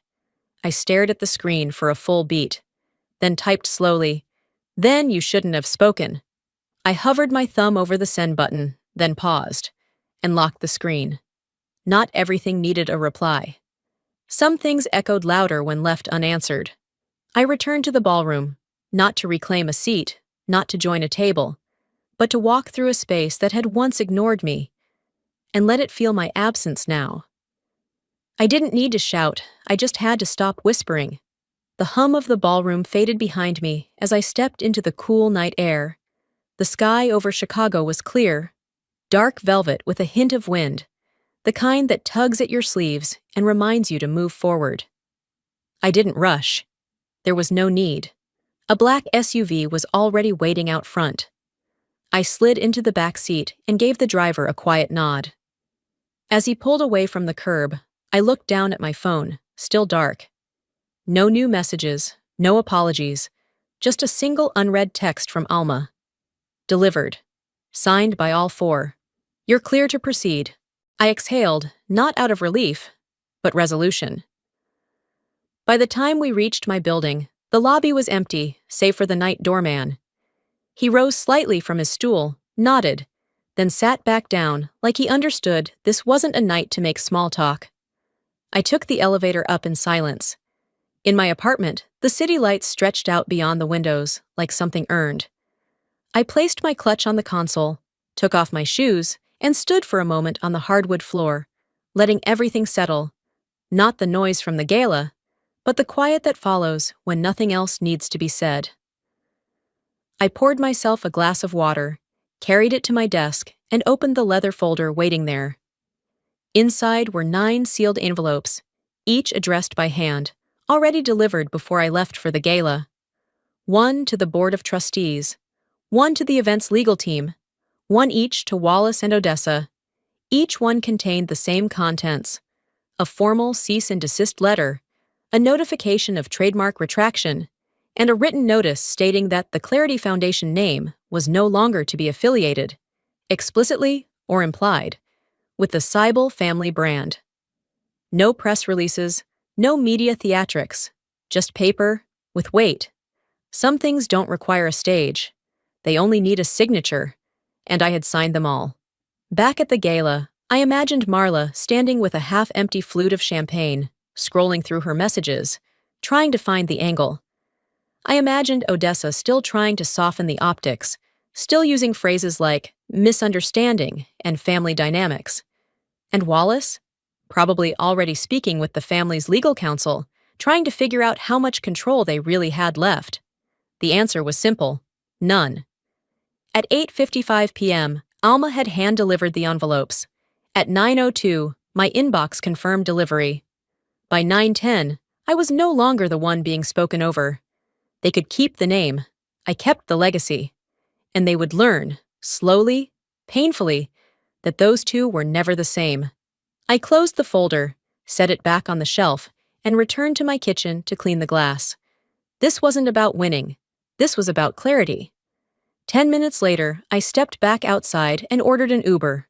Not to go home, but to meet Alma for tea. We had work to do. On the drive, the driver glanced at me in the mirror and asked, "Big night?" I smiled, faint but sure. "It was the night I stopped apologizing for being the author," I said. When I arrived, Alma was already waiting at the table with her usual chamomile and that same yellow legal pad she always brought when things were about to shift. She slid the pad toward me. "What's next?" she asked. I didn't hesitate. "We build something that doesn't need their name to stand." "And them?" I shook my head. "There'll be footnotes." Alma sipped her tea, nodding with a kind of calm only lawyers and survivors seem to master. The next morning, a courier delivered a thick manila envelope to Wallace's law office. Inside was a summary of all usage violations tied to the Clarity Foundation name. Odessa received a similar packet at home. No calls came, no protests, just quiet submission. Sometimes silence doesn't mean defeat. Sometimes it's what happens when people finally realize they've lost control. As I sat at my desk that afternoon, filtering through new grant applications, I felt no victory, just alignment. And that was enough. 3 days after the gala, I opened the curtains in my sunroom just wide enough to let the light spill across the hardwood floor. Chicago had entered that quiet kind of winter where the city holds its breath between wind gusts and people choose silence over conversation in elevators. I didn't mind. I'd had enough words for a lifetime. No emails from Wallace, no missed calls from Odessa, not even a passive-aggressive group text from Marla. Their silence didn't sting anymore. It just confirmed the shift. I wasn't a secret, but I wasn't a possession either. I wasn't punishing them by staying quiet. I was just choosing not to be dragged back into their orbit. At 9:07 a.m., a soft knock came at my door. No signature required. The courier handed me a box, barely larger than a book, brown paper faded at the corners. The return address was old, Florida. The name scribbled in a frail but unmistakable hand, Eulalie Sibel. It had been postmarked 22 months ago. Inside was a small velvet pouch, a folded note, and a single gold pendant on a chain. The pendant was worn at the edges, like it had been touched too many times. On the back, in tiny engraving, E.S. Speak. The letter, written in the same graceful cursive my grandmother had used to sign birthday cards and correction letters alike, was only 3 paragraphs long. You were never meant to follow. You were meant to disturb the silence they're comfortable in. That's why they'll fear you, and that's why you must speak anyway. My fingers closed around the pendant. Not to wear it. To know it had survived time and shipping delays and everything in between. It didn't feel like jewelry. It felt like permission. She must have written it, knowing I'd open it when I needed it most. She'd always seen through the noise, even when the rest of them looked past me.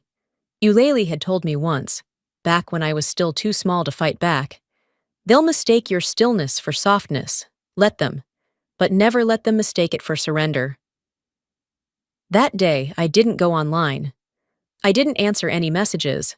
I just let the silence stretch. The next morning, Sarah, my assistant, called just after 10. Are you sitting down? I laughed gently. Should I be? You're everywhere. I leaned back in the chair, eyes half closed. Define everywhere. The clip, the one from the gala, you standing under the lights, Marla behind you, trying to redirect the attention. You didn't even speak. You just looked. The whole room saw it. She paused. You didn't flinch, Euphemia. People noticed. I didn't respond. She filled the silence. One of the captions trending says, she didn't argue, she arrived. That one made me smile, just slightly. It was never about going viral, but something about that line, clean, clear, and done without a microphone, felt like vindication that didn't need gloating. Later that afternoon, I received a call from a donor out of Santa Fe, a soft-voiced man with a long history in education reform. I didn't know about your work before, he said, but I watched that video 3 times. I'd like to fund your next site personally. Not for the gala. For me. For the work. That night, before closing my office, I opened a drawer and pulled out the photo Loren had printed for me. He'd dropped it off quietly, no note, just a manila folder slipped under my door. It was the moment during Marla's speech, where I turned my head just slightly when I realized what she was doing and didn't react, didn't cry, didn't protest, just saw it for what it was and stood my ground. I taped the photo to the inside of my office door. Below it, in red ink, I wrote, "This was not the fight. This was the exit." Then I grabbed the envelope from the corner of my desk. Tickets to New Mexico. Site visit scheduled. Team already assembling. I wasn't running from anything. I was planting something new. When people ask me now if I talk to my family, I don't lie. I just say, no longer necessary. They always nod like they understand. Because usually they do. There are things you can rebuild. And there are things you outgrow. They may never say my name with affection again, but they'll never use it without permission. Hi, my name's Venus. I was told there wasn't enough space for me at our family retreat, again. No call, no invite, just silence, and a flyer with my sister's name listed as creative director on a logo I designed. Turns out they'd quietly removed me from the family trust, erased my name from the estate, and rebranded our legacy. Without me. What happens when the people who raised you start rewriting the story without you? And what if, this time, you refuse to stay invisible? Let me tell you what really happened. The sun had just crept over the rooftops when I opened my eyes. Usually, mornings like this were loud. Group chats pinging nonstop with family updates, carpool plans, reminders to bring favorite dishes and games for the Ridge family retreat. But today, silence. My phone was blank. No, can't wait to see you, from Amanda. No, bring your watercolor kit, from Lorraine. Just silence, and that awful hum that fills the room when no one's thinking of you. I didn't panic. Not yet. I padded barefoot to the kitchen, started the kettle, and scrolled through my inbox. Nothing. Not even junk mail. Not a whisper of a calendar invite. Not a message. I refreshed the page again. Then again.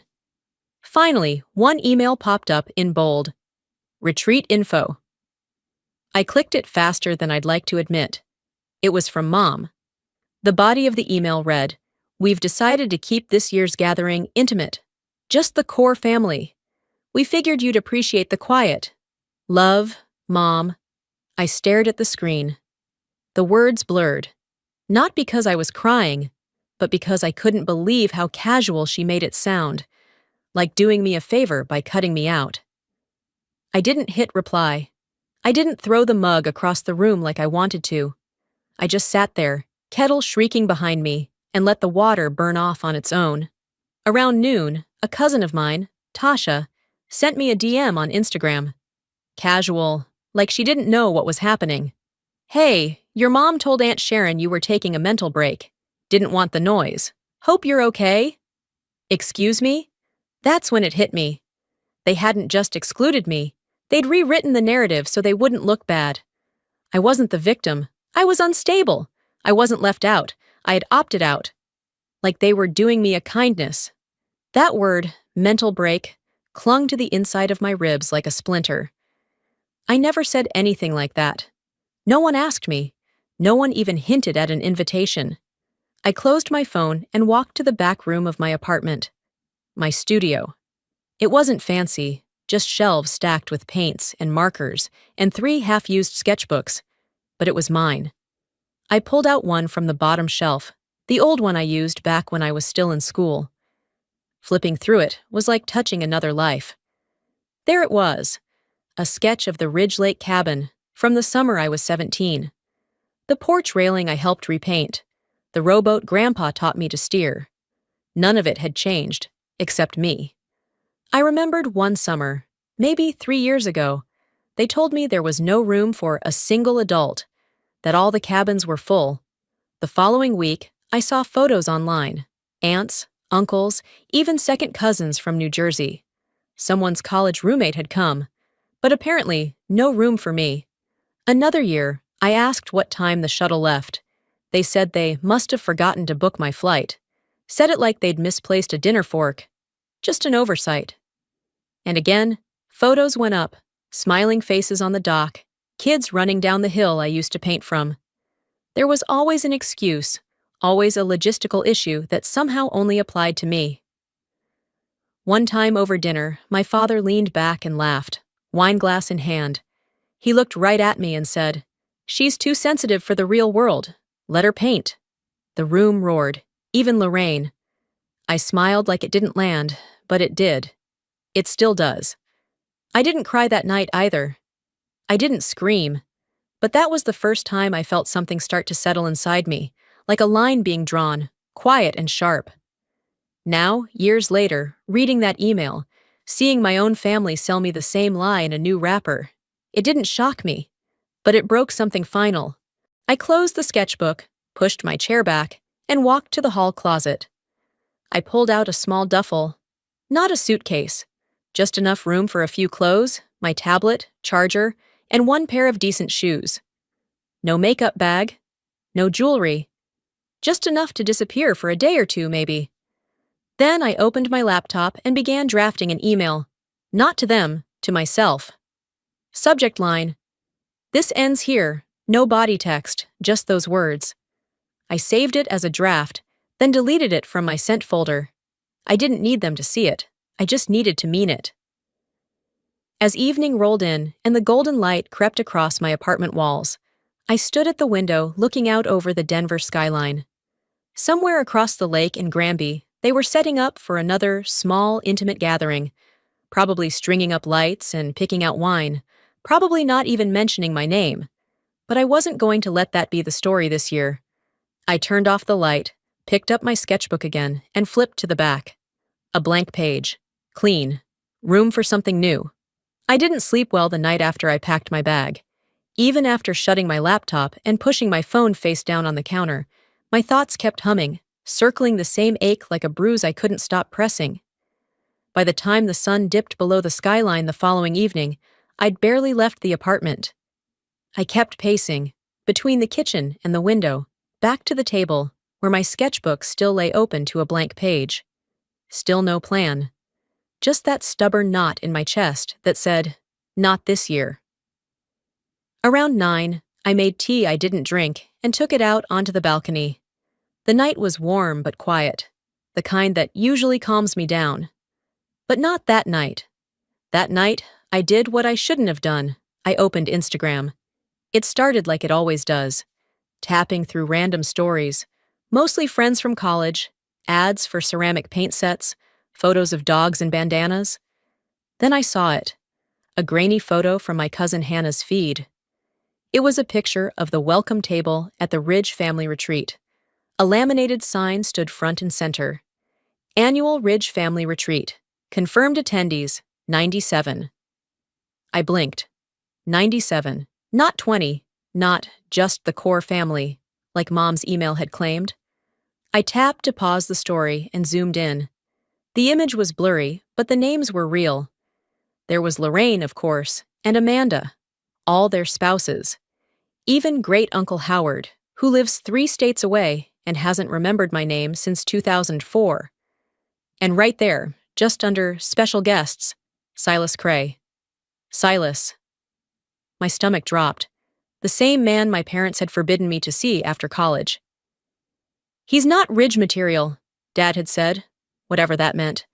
I hadn't spoken to Silas in years, but there he was, smiling in the photo below that post, arms slung casually around Amanda's husband, like they were old fraternity brothers. I stared at the screen until my tea went cold. Then I picked up my phone and, before I could think better of it, typed out a message to Lorraine. Didn't realize we were inviting ghosts now. I didn't expect her to reply, and she didn't. I kept scrolling. The next post was a video, a short clip from the first dinner. Lorraine stood at the head of the long table set up by the lake, glass of wine in hand, her voice perfectly modulated for effect. "To family," she said, raising her glass. "The ones who show up and always make space." They clinked glasses, laughed, cheered. I just sat there, phone in hand, in a silence that felt louder than anything I'd ever heard. It was never about space. It was never about logistics. It was about control, about optics, about curating who belonged and who didn't. The more I thought about it, the more the memories started lining up like dominoes. I remembered the bridal shower I wasn't told about, the Christmas card they posted where I was photoshopped out, cropped for layout, they'd claimed, the baby shower where my RSVP got lost, and Lorraine had smiled and said, "Oh, we figured you were probably busy with whatever it is you do." This wasn't a one-off. This was a pattern, and this time, they'd just done it in public. They'd put the list in writing, they'd posted the photos, they'd toasted to the people who always make space, and they knew I'd see it. That's when the hurt started turning into something else. Not rage, no, that would have been easy, but clarity, cold and clear. They weren't sorry. They weren't hiding it. They were proud of it. They were shaping the story where I didn't exist, and they were hoping I'd be too ashamed or too exhausted to contradict it. That meant I didn't owe them silence anymore. I stood up from the balcony chair, went inside, and powered up my laptop. I opened a new folder on my desktop and named it Retreat, My Version. No documents inside yet, no images, no sketches, just the name. But that was enough. For the first time in a long while, I wasn't reacting. I was designing. I didn't know what this was going to become yet. I didn't know how big or small it needed to be. All I knew was I couldn't stay invisible and also expect to be remembered. If they were going to write me out of their version of this family, I was going to make sure I had mine. With my own words, my own art, my own table. However small, however quiet. I shut the laptop, laid down on the couch, and stared at the ceiling. They'd made their message loud. I'd make mine clear. After shutting the laptop and letting the silence settle around me, I spent most of the next day in a strange sort of limbo. I didn't paint. I didn't answer calls. I didn't even go down to check the mail. Instead, I drifted. Through thoughts, unfinished ideas, half-buried memories that started crawling back now that I had opened the door. That night, I didn't sleep much. And the next morning, instead of trying to push through the fog with caffeine and fake productivity, I tossed a few things into a backpack, grabbed a water bottle, and drove west, out toward the hills that curved around the edges of Granby. I didn't head toward Ridge House. I didn't even consider it. Instead, I followed a smaller road that led to an old trail I used to walk when I stayed with Grandpa as a kid. It wasn't far from where the retreat was being held, but it might as well have been a different world. That house by the lake? It was once where I learned to draw. I remember the exact day. I was 8. Grandpa had handed me a sketch pad, not some childish coloring book, but the real thing, and said, "What you see matters, Venus. Capture it before it disappears." It had never occurred to me that things could vanish until he said it like that. At the time, I thought he meant sunsets or shadows, or the way pine trees looked when the light hit them in the evening. But now, standing near the same path I used to walk barefoot, I knew better. He'd meant everything, places, people, the way a family once felt. I sat on a boulder under a familiar pine, one I had drawn dozens of times before, and took out my phone. It was habit by now, scrolling just to keep the restlessness at bay. But that habit came with consequences. A short video clip popped up in my feed. Not from Lorraine directly, of course, but tagged by one of her friends. It was a drone shot, clean, slow, and professionally edited. The caption read, "Our family's legacy, reimagined. Welcome to Ridge House." I didn't need the sound. The visuals were enough. New signage, faux rustic fencing, whitewashed siding. The wraparound porch had been extended and fitted with modern lighting. And at the edge of the lake, a pergola had been added. It looked like something out of a catalog. Then the shot panned to the lawn. A group of people gathered under a tent. Lorraine stood in front, holding a paintbrush. Her voice carried in that familiar way she used when she was about to perform sincerity. A subtitle overlaid the video read, "A Family Tradition of Creativity." I dropped my phone. My hand was still shaking when I picked it up. My breath was shallow. For a moment, I thought I might pass out.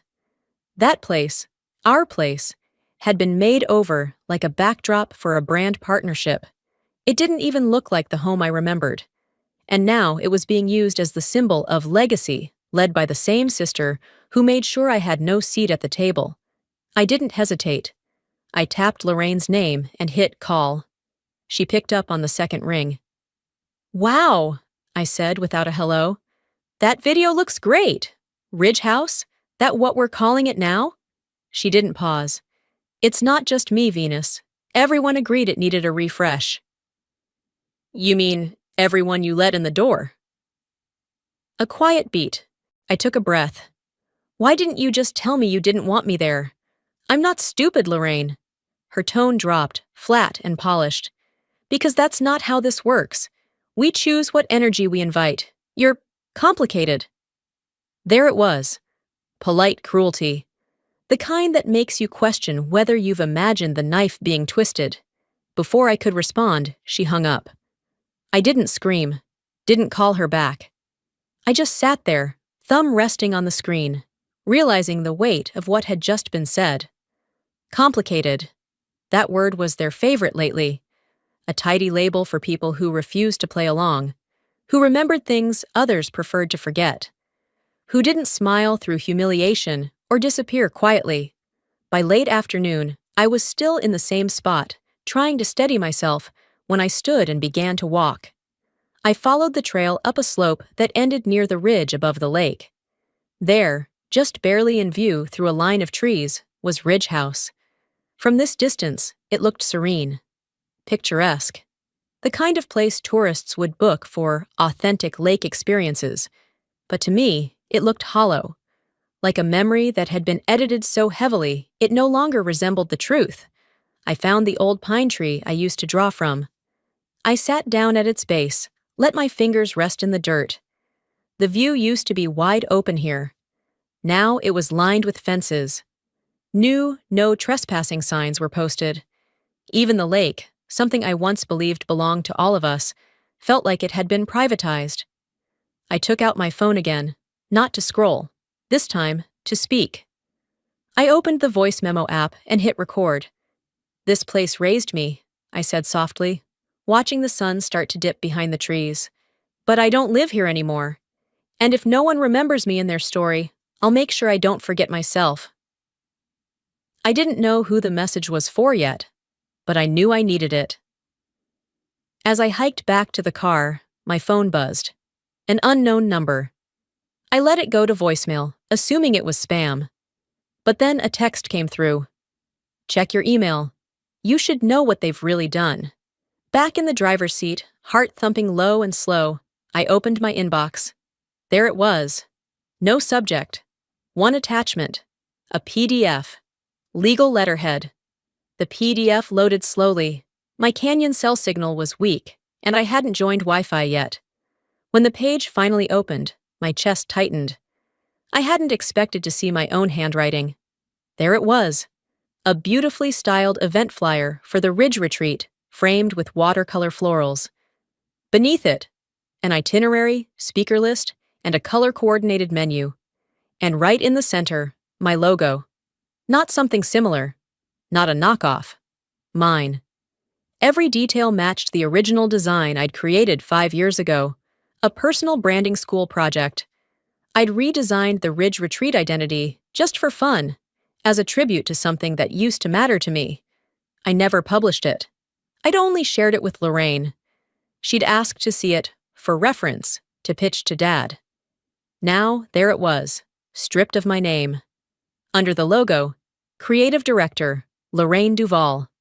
I sat still, the screen glowing in my face. I let it hit me. Not just stolen, rewritten. I wasn't just omitted, I'd been replaced. I called my mother, not Lorraine. I needed clarity first. She picked up quickly, sweet as always. "Did you know they used my logo for the retreat?" I asked calmly. A pause. Not confusion, just calculation. "Well, that was years ago," she said lightly. "I assumed you'd moved on. Lorraine had it cleaned up professionally." "I made that," I said. "It was mine." She sighed. "Honey, don't make this a scene. You always read conflict where there isn't any." I hung up, not out of anger, but to avoid giving her words she'd twist later. I'd been down that road before. "She's reactive," they'd say, "always so dramatic." I opened a folder on my old Gmail, Retreat Rebrand. There it was. Every file, sketch, timestamp, and draft. Proof it was mine. I uploaded everything to a private Google Drive titled Legacy Theft, Ridge Retreat 2.0x. I wasn't planning to go public, yet. I just needed the truth in one place, before it got rewritten again. At the bottom of an old sketchbook, I found the original pencil draft. In the margin, I'd written, "Ridge Legacy, not a brand, a promise." I'd believed that once, that families didn't erase each other, that if you made something beautiful, it would be recognized. That legacy meant truth. Then came a new email, no subject, one attachment, a screenshot of an internal memo. The sender, from Wendell Ridge, to Legal, Ridge Holdings. Subject, estate consideration, executorship. I read the text slowly. Given Venus's history with emotional volatility and inconsistent career direction, I believe it's in the family's best interest to finalize Lorraine as sole executor of the Ridge property and brand assets. I'd like this expedited before the next retreat. Emotional volatility. Not inclusion, not conversation, just dismissal. I wasn't just forgotten, I was disqualified, labeled unstable, dangerous to the brand. The irony was sharp. They'd erased me, then blamed me for not being there. I didn't cry, I didn't rage, I just felt cold. Years ago, I might have doubted myself, let their words shake my sense of reality. But not anymore. I wasn't unstable, I was inconvenient. And inconvenient people don't fit into neat family narratives. They get edited out. I walked slowly around my apartment. The walls were bare except for 3 of my framed works. None of them hung perfectly. I'd never used a level. I liked seeing where things tilted on their own. Back at my desk, I searched my legal contacts and found a name. Elizabeth Marrow, a friend's intellectual property attorney. I didn't call her, not yet. I wasn't planning to sue, but I was done pretending it didn't matter. The knock came before sunrise. I was sitting at the kitchen table, laptop still open from the night before, when I heard the soft, almost tentative sound against the door. I hadn't ordered anything, and no one in my life showed up this early without texting first. So I waited a second, hesitant, then got up slowly and peered through the peephole. A courier? Anonymous. No uniform, no company badge. Just a man in a windbreaker holding a padded envelope with my name handwritten on the front. He didn't speak, just nodded once and left. Inside was a folded letter and a black flash drive taped to a piece of cardstock. No signature. Just one sentence typed in plain black font. You'll want to see this before you act. There was no hesitation in me anymore. Not the kind that used to keep me second-guessing. I walked straight to my desk, powered up the laptop again, and inserted the drive. The file launched automatically. A video. Grainy, time-stamped, and unmistakably real. There he was, Grandpa Robert, sitting in his weathered chair on the ridge porch, the old cedar frame creaking beneath him. He was wearing the same tan cardigan he always wore when the air got cooler, the one that smelled like pine and pipe tobacco. The camera was shaky at first, then steadied, as if someone had finally set it down on a nearby railing. His voice was softer than I remembered, but full of that old weight. Some things don't belong in contracts, he said. They belong in memory. And I hope this place, when I'm gone, is held by someone who remembers why we built it. He looked off to the side, and then, gently, as if he were reminding the wind itself, Venus, you'll be the one to carry this. You see it differently. There was a small laugh behind the camera. Mine. The date stamp was clear, 6 months before he passed. I watched it twice, then once more. Not because I needed convincing, but because I wanted to feel it, to absorb the sound of his voice as a form of armor, to remind myself that someone, once, had seen me, had believed in what I saw. By the time the screen dimmed again, the sun had started to rise, brushing across the walls of my apartment. I opened a new folder on my desktop, titled it Proof, Granby 200X. Inside, I dragged the scan of the original will, screenshots of my logo sketches, email chains with Lorraine, my time-stamped Illustrator files, the PDF of Dad's memo to the lawyer.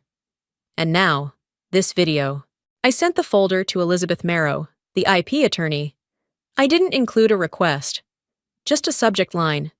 We need to talk. An hour later, she called. Her voice was calm, clipped, and exactly what I needed.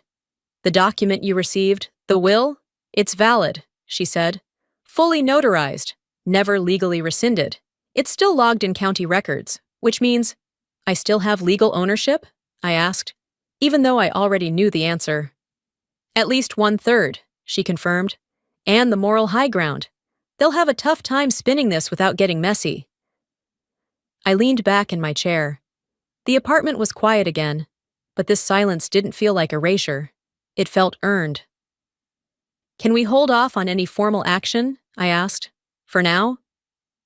Of course, she said, but you should start documenting any public usage of the branding, press kits, media coverage, that kind of thing. I'm already on it. And I was. I opened the Google Drive folder I'd created days earlier, Retreat, my version, and renamed it Reclamation. There was still no grand plan, but there was movement, a slow, deliberate build toward something bigger than retaliation. I didn't want revenge. I wanted a reckoning, not just for me, but for the truth. I didn't want to destroy them. I wanted to exist. That afternoon, I went through my inbox again, scanning for updates from Ridge Holdings, the family's LLC. Their website still listed Lorraine as creative director, with no mention of me. The press release about the new rebrand was full of language that made my stomach turn. An evolution of tradition. Rooted in family, reimagined for the future. I clicked on the contact form and left a message. You've failed to credit the original artist behind your visual identity. Documents available upon request. Then I hit send. Later that evening, after taking a walk through City Park and clearing my head, I returned to find a voicemail on my phone. It was Lorraine. You're seriously going to make this about a logo? Venus, come on! This is just your pattern, isn't it? Blowing things out of proportion, dragging the rest of us through your drama. We've all tiptoed around you for years. Maybe it's time you asked why. I didn't respond. I wouldn't. Not to her. Instead, I crafted a single text and sent it to her direct line. If you plan on standing in front of the family this weekend, you might want to check who still owns the stage. It was never about space. It was about erasure. And I was done being erased.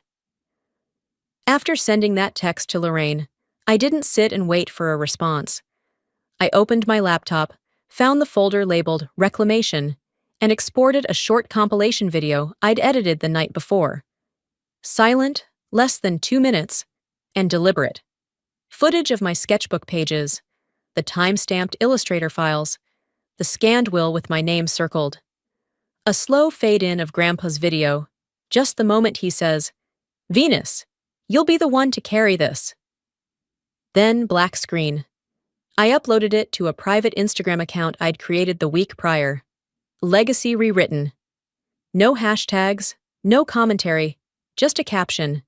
The truth isn't complicated, it's just inconvenient. I set the privacy to restricted, only a handful of followers. Lorraine, Dad, 2 of my cousins. I wanted them to see it, not the world, not yet. This wasn't for public applause. It was a warning. I put my phone down, made a cup of coffee, and stepped out onto the balcony. It was already warm, too warm for May, and the neighborhood was slowly waking up. Dog walkers, the humming garbage truck, someone starting a lawnmower far off in the distance. An hour later, my phone buzzed. Blocked number, voicemail. Dad. Venus, I saw what you posted. Let me be very clear. You don't understand how any of this works. You're playing with matches near gasoline. You don't want to start a public fight you can't win. He paused, long enough that I could hear him take a breath, not out of sadness, out of frustration. Family matters stay inside the family. Don't forget that. I didn't flinch. I didn't delete it. I forwarded the message to my attorney. Then I texted Dad back. Then you shouldn't have turned me into a stranger. It wasn't a dramatic line. It was the plain truth. And if there's one thing men like my father hate more than defiance, it's clarity. Later that afternoon, a new email arrived from Lorraine. The subject line, clarification. Of course it was. She never called. She never asked how I was. Just typed her words like a PR rep calming a minor scandal. As the creative lead on this year's retreat, I was unaware you felt ownership of the original design. I was under the impression it was a shared legacy contribution. Please let me know if this is a legal matter. I stared at the screen. My hands didn't shake. I didn't hesitate. I replied with no greeting, no closing. Ownership is a fact, not a feeling. I didn't wait for her next move. I set up a face-to-face with Elizabeth, my attorney. I needed a real conversation, not just about paperwork, but about lines, boundaries, what could and couldn't be done. what should and shouldn't be said out loud. We met at her office just outside downtown. It was a quiet space, neat, professional, full of muted tones and clean lines. She poured coffee without asking, which I appreciated. "I don't want to sue," I told her, after laying out all the files. "You don't have to," she said, "but we should draw a line, a legal one." She suggested a cease and desist, no public use of my design, no marketing that implied unanimous family legacy, and a demand that my name be restored as a founding creative on anything that used my original work. It wasn't revenge. It was architecture. It was rebuilding the ground beneath my own name. The letter went out that evening, not aggressive, just precise. That night, as I was brushing my teeth, I got 3 separate DMs from cousins, people who hadn't messaged me in years. "We always knew that was your logo. Thanks for standing up for yourself. Some of us wish we had." "Lorraine told the interns to scrub your name from everything this week. I thought you should know." The last one included a screenshot from an internal Slack thread. Lorraine's profile pic next to a message that read, "Make sure Venus's name isn't referenced during the art tour. We're avoiding tension." Avoiding tension. As if my existence was a scheduling issue. I didn't reply to any of them, but I did screenshot it and save it in my folder. Titled it, "Intent to Erase." That was Friday evening. By Saturday morning, I was in my car, bags packed. Not heading to Ridge House, but nearby. I'd rented a small Airbnb cabin on the opposite side of the lake.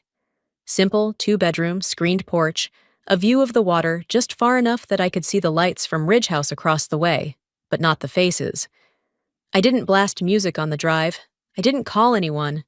I let the quiet do what it does when it's earned, not feared. When I pulled up to the cabin, it was just past noon. A handful of cars were already parked along the road, retreat guests. Some were walking toward the ridge dock, towels over shoulders, drinks in hand. As I unloaded my duffel, 2 of them passed by, chatting. Then one of them stopped mid-sentence, nudging the other. "That's Venus, right? I thought she wasn't invited." I smiled, the first one that felt real in a long time. "No one invites a storm," I said, not looking back. "It just arrives." They said my name in a whisper. I answered with volume. That Saturday morning, the streets around Lake Granby were buzzing. People in sandals and wide-brim hats shuffled through the local market, balancing paper bags of apples, jars of honey, and overpriced soaps wrapped in twine. I'd walked that market before, years ago, but this time, I wasn't invisible. I passed a booth selling framed lake photographs when I heard someone say my name. "Venus?"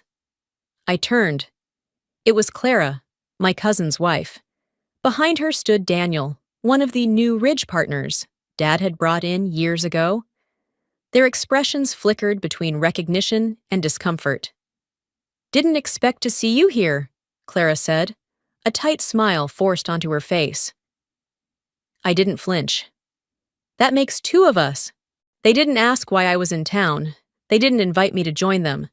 Clara gave a little nod and turned away, already halfway down the path before Daniel caught up with her. As I watched their backs fade into the crowd, I realized something. I no longer needed permission to exist in a place that used to belong to all of us. That afternoon, the retreat's legacy presentation was set to take place. I knew because it had been listed in the online press kit. A glossy, curated agenda of family-centric speeches, art unveilings, and ridge reflections. It was the sort of thing Dad always loved, public affirmation dressed up as sentimentality. I parked near the side road that led up to Ridge House. I didn't wear anything flashy.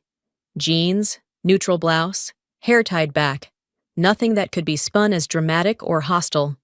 As I approached the back of the crowd, Lorraine's voice echoed through the microphone. She stood confidently on a small wooden platform beneath a white canopy, flanked by 2 banners. One with the Ridge Tree crest, my tree crest, and another with the slogan, "Legacy, Loyalty, Love." Lorraine smiled, perfect and poised. "We're here today to honor our shared history," she said. "The vision that started with our grandparents, carried by our parents, and shaped now by us, together." I waited. Not because I was nervous. I waited because timing matters. She gestured toward a large mural just unveiled behind her. My logo again, painted across a paneled wall. Modified, yes, but unmistakably mine. The same curvature, the same color palette, the same brushstroke weight I'd used when I first sketched it in graphite. And then I stepped forward. You forgot to credit the artist. Her back stiffened before she turned. Murmurs scattered through the audience. Gasps, then silence. I wasn't yelling. I didn't need to. I walked calmly toward the edge of the makeshift stage, lifted my tablet, and tapped the screen to reveal a folder. Signed artwork files, email threads, the video of Grandpa naming me as the one to carry the place forward, and, at the very top, a copy of the notarized will. I didn't raise my voice. Signed, dated, witnessed. Before he died, Grandpa made it clear who should hold this space. And what you see behind Lorraine? That's my design, my handwriting, my legacy, rewritten without my consent. Wendell started to move forward from the side, but I held his gaze and didn't budge. His shoulders hesitated, then stiffened. He stopped. Lorraine, still holding the mic, tried to recover. This isn't the time or place, she said, her voice cracking for the first time. It's the exact time, I answered. You chose the stage. You chose the image. I'm just standing where I belong. A beat of silence followed. Then a child's voice broke it. Is that the lady from the video you told us not to mention? Everyone turned. It was Tommy, Lorraine's son. He stood near the front row, holding a cup of lemonade, looking up with innocent confusion. She's in Grandpa's video, the one where he said she'd take care of the lake house. Laughter, soft, unsure, broke across the gathering like a ripple. Someone near the back pulled out a phone. I saw the red recording light blink. That was the moment the Ridge legacy cracked. Two cousins walked out. An aunt stared directly at Dad. Another guest whispered something, then followed behind.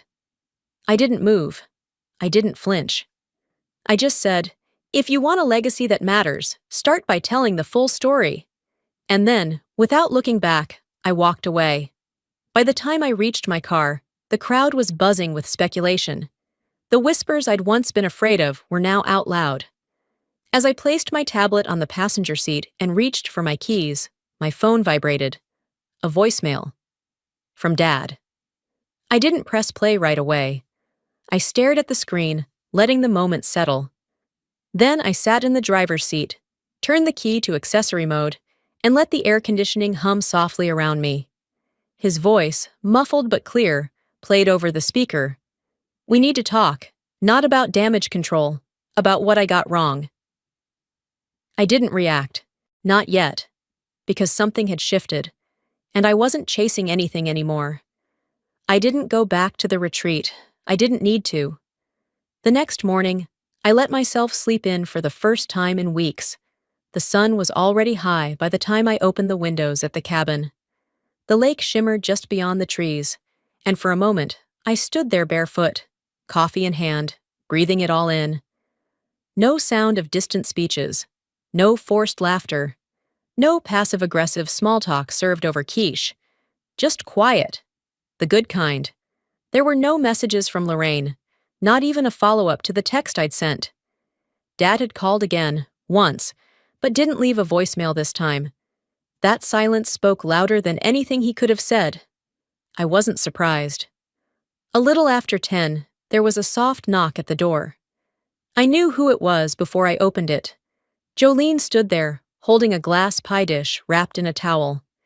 She looked exactly like the last time I saw her. Flawless, a little over-accessorized for a lakeside brunch, but still Jolene. I wasn't sure if I'd be welcome, she said, voice cautious. I didn't fake a smile. Didn't say, of course. I just opened the door wider and said, come in. The people who show up late still showed up. That's more than most. She exhaled like she'd been holding her breath since pulling into the driveway. Inside, the table was already set. Nothing fancy. Folded napkins, a carafe of coffee, a half-warm frittata. Two cousins, Seth and Marcy, were already seated. They'd arrived quietly earlier that morning, no fanfare. Just a text. "Where's the cabin?" And a knock 20 minutes later. We didn't need music, or decorations, or speeches. We just sat and ate. Jolene placed the pie in the center and sat down slowly. For the first 15 minutes, we didn't talk about Ridge House or Lorraine or anything heavy. We talked about movies, about a raccoon Marcy swore had followed her to the car. We laughed. It was simple. Strange how rare that feels now. Eventually, Jolene glanced up at me, hands clasped in her lap. "I'm sorry," she said. I nodded once. Let the words sit there. "I took the contract," she continued, "because it was easy, because I thought you weren't in the picture.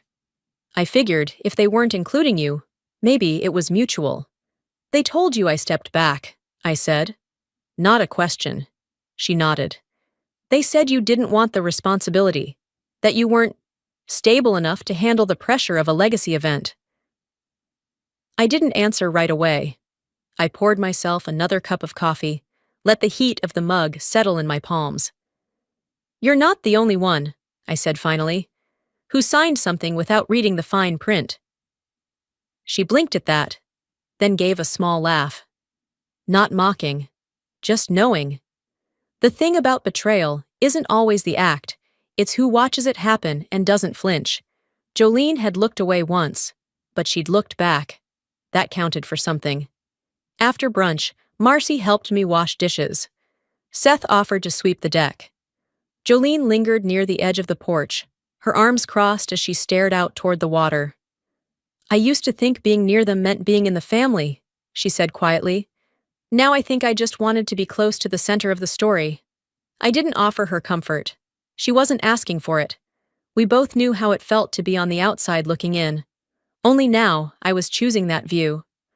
Only 3 people came to my version of the retreat. There were no press photos, no social media tags, no carefully curated speeches about heritage or vision. Just conversation, laughter, the clink of forks against ceramic. And when I showed them my original sketchbook, the early drafts of the Ridge Crest, the notes in Grandpa's handwriting, no one asked if it was a shared family creation. No one tried to explain it away. They just listened. That's what I'd been missing. Not approval, not applause. Just presence. I wasn't trying to prove anything anymore. I just wanted someone to sit in the room and see me. A little after 2, I checked my email. Subject line: Ridge Legacy Feedback Survey. The automated message thanked me for attending this year's event and offered a 5-question form to evaluate the retreat experience. I stared at the email for a solid minute before laughing. Deep, genuine. I deleted it without reading the rest. Later that evening, after the last coffee cups were rinsed and everyone had packed up, I went to my bag and pulled out 2 padded envelopes. One addressed to a journalist I trusted, someone who once interviewed me about design ethics in branding. The other for my family's informal archivist, Aunt June, who ran a private website collecting Ridge history. I didn't write a dramatic cover letter. No ultimatum. Just a short line tucked into each envelope. If anyone ever wants the full story, this is where it lives. I wasn't rewriting their version. I was anchoring mine. As the sun began to set, painting the water in burnt gold, Jolene stayed behind a little longer. We sat on the steps in silence, sipping tea. She finally asked, "So, will you ever go back?" I didn't answer right away. I finished my cup, set it down beside me. "Not unless I'm coming to buy the place," I said, without a trace of humor. The drive back to Denver was quiet. No podcasts, no playlists, just the hum of the highway beneath my tires and the occasional highway sign pulling me forward. I didn't replay the retreat in my head. I didn't think about the mural or the faces that turned when I spoke, or even the voicemail from my father. I let it all sit in the back seat, like old luggage I had no intention of unpacking again. By the time I reached my apartment, the Sunday sun was dipping low, casting shadows across the floor. The place smelled faintly of dust and peppermint, the last candle I'd burned still lingering in the walls. I walked in slowly, set my bags down, and stood in the middle of my living room. Everything felt exactly as I'd left it. And yet, everything had changed. There were no flowers waiting, no messages of congratulations, no triumphant victory playlist, just my own quiet space, my shelves, my books, my sketchbooks lined up in a neat row, my name, uninterrupted, untouched. 2 days later, a letter arrived, certified mail. The envelope was thick, cream-colored, with a logo I recognized in an instant, Ridge Legal Holdings. Inside, a formal notice. The Ridge property had been listed for sale. At first, I thought it was a mistake, but the paperwork said otherwise. The documents were dated a month ago, right around the time Lorraine had unveiled her legacy plan. My name didn't appear once. Apparently, I'd been removed from the ownership ledger last year. Quietly, no notification, no legal challenge, just erased. But I wasn't the same woman I'd been a year ago. I sent a single email to my lawyer, attached everything, again. The video, the will, the paperwork. Within 48 hours, the listing was pulled. I didn't have to threaten. I didn't have to beg. I just had to remind them I still existed. That small, undeniable fact was no longer negotiable. What followed wasn't dramatic. No family conference call. No apology dinner. Lorraine didn't reach out. And honestly, I didn't expect her to. Dad, however, did send an email. Just one line. I regret letting fear decide who deserved to belong. There was no greeting, no signature. I didn't reply. I didn't need to. The man who once said I was too emotional to handle pressure had admitted something I never thought he would. I was never the problem. He was just afraid of what it meant to include someone who didn't follow his script. Later that week, one of my younger cousins posted a photo online. It was of us, years ago, sitting on the Ridge dock with sketchbooks in our laps. She'd tagged me for the first time in over 5 years. No caption full of hashtags, just 6 quiet words. The one who remembered the truth. That was the first time I cried. Not from pain, but from something that looked a lot like release. Of course, the scars remained. I still flinch when I hear the Ridge name in conversation. I still check the guest list twice before agreeing to any family event. I still can't bring myself to attend Thanksgiving. Not yet. But I've learned that some wounds aren't meant to be forgotten. They're meant to be remembered with care, so they don't reopen. And sometimes, the very thing that hurt you becomes the map for how you'll live going forward. 1 month after the retreat, I gave a talk at a local art school. The invitation came from a professor who'd read an article about legacy and branding.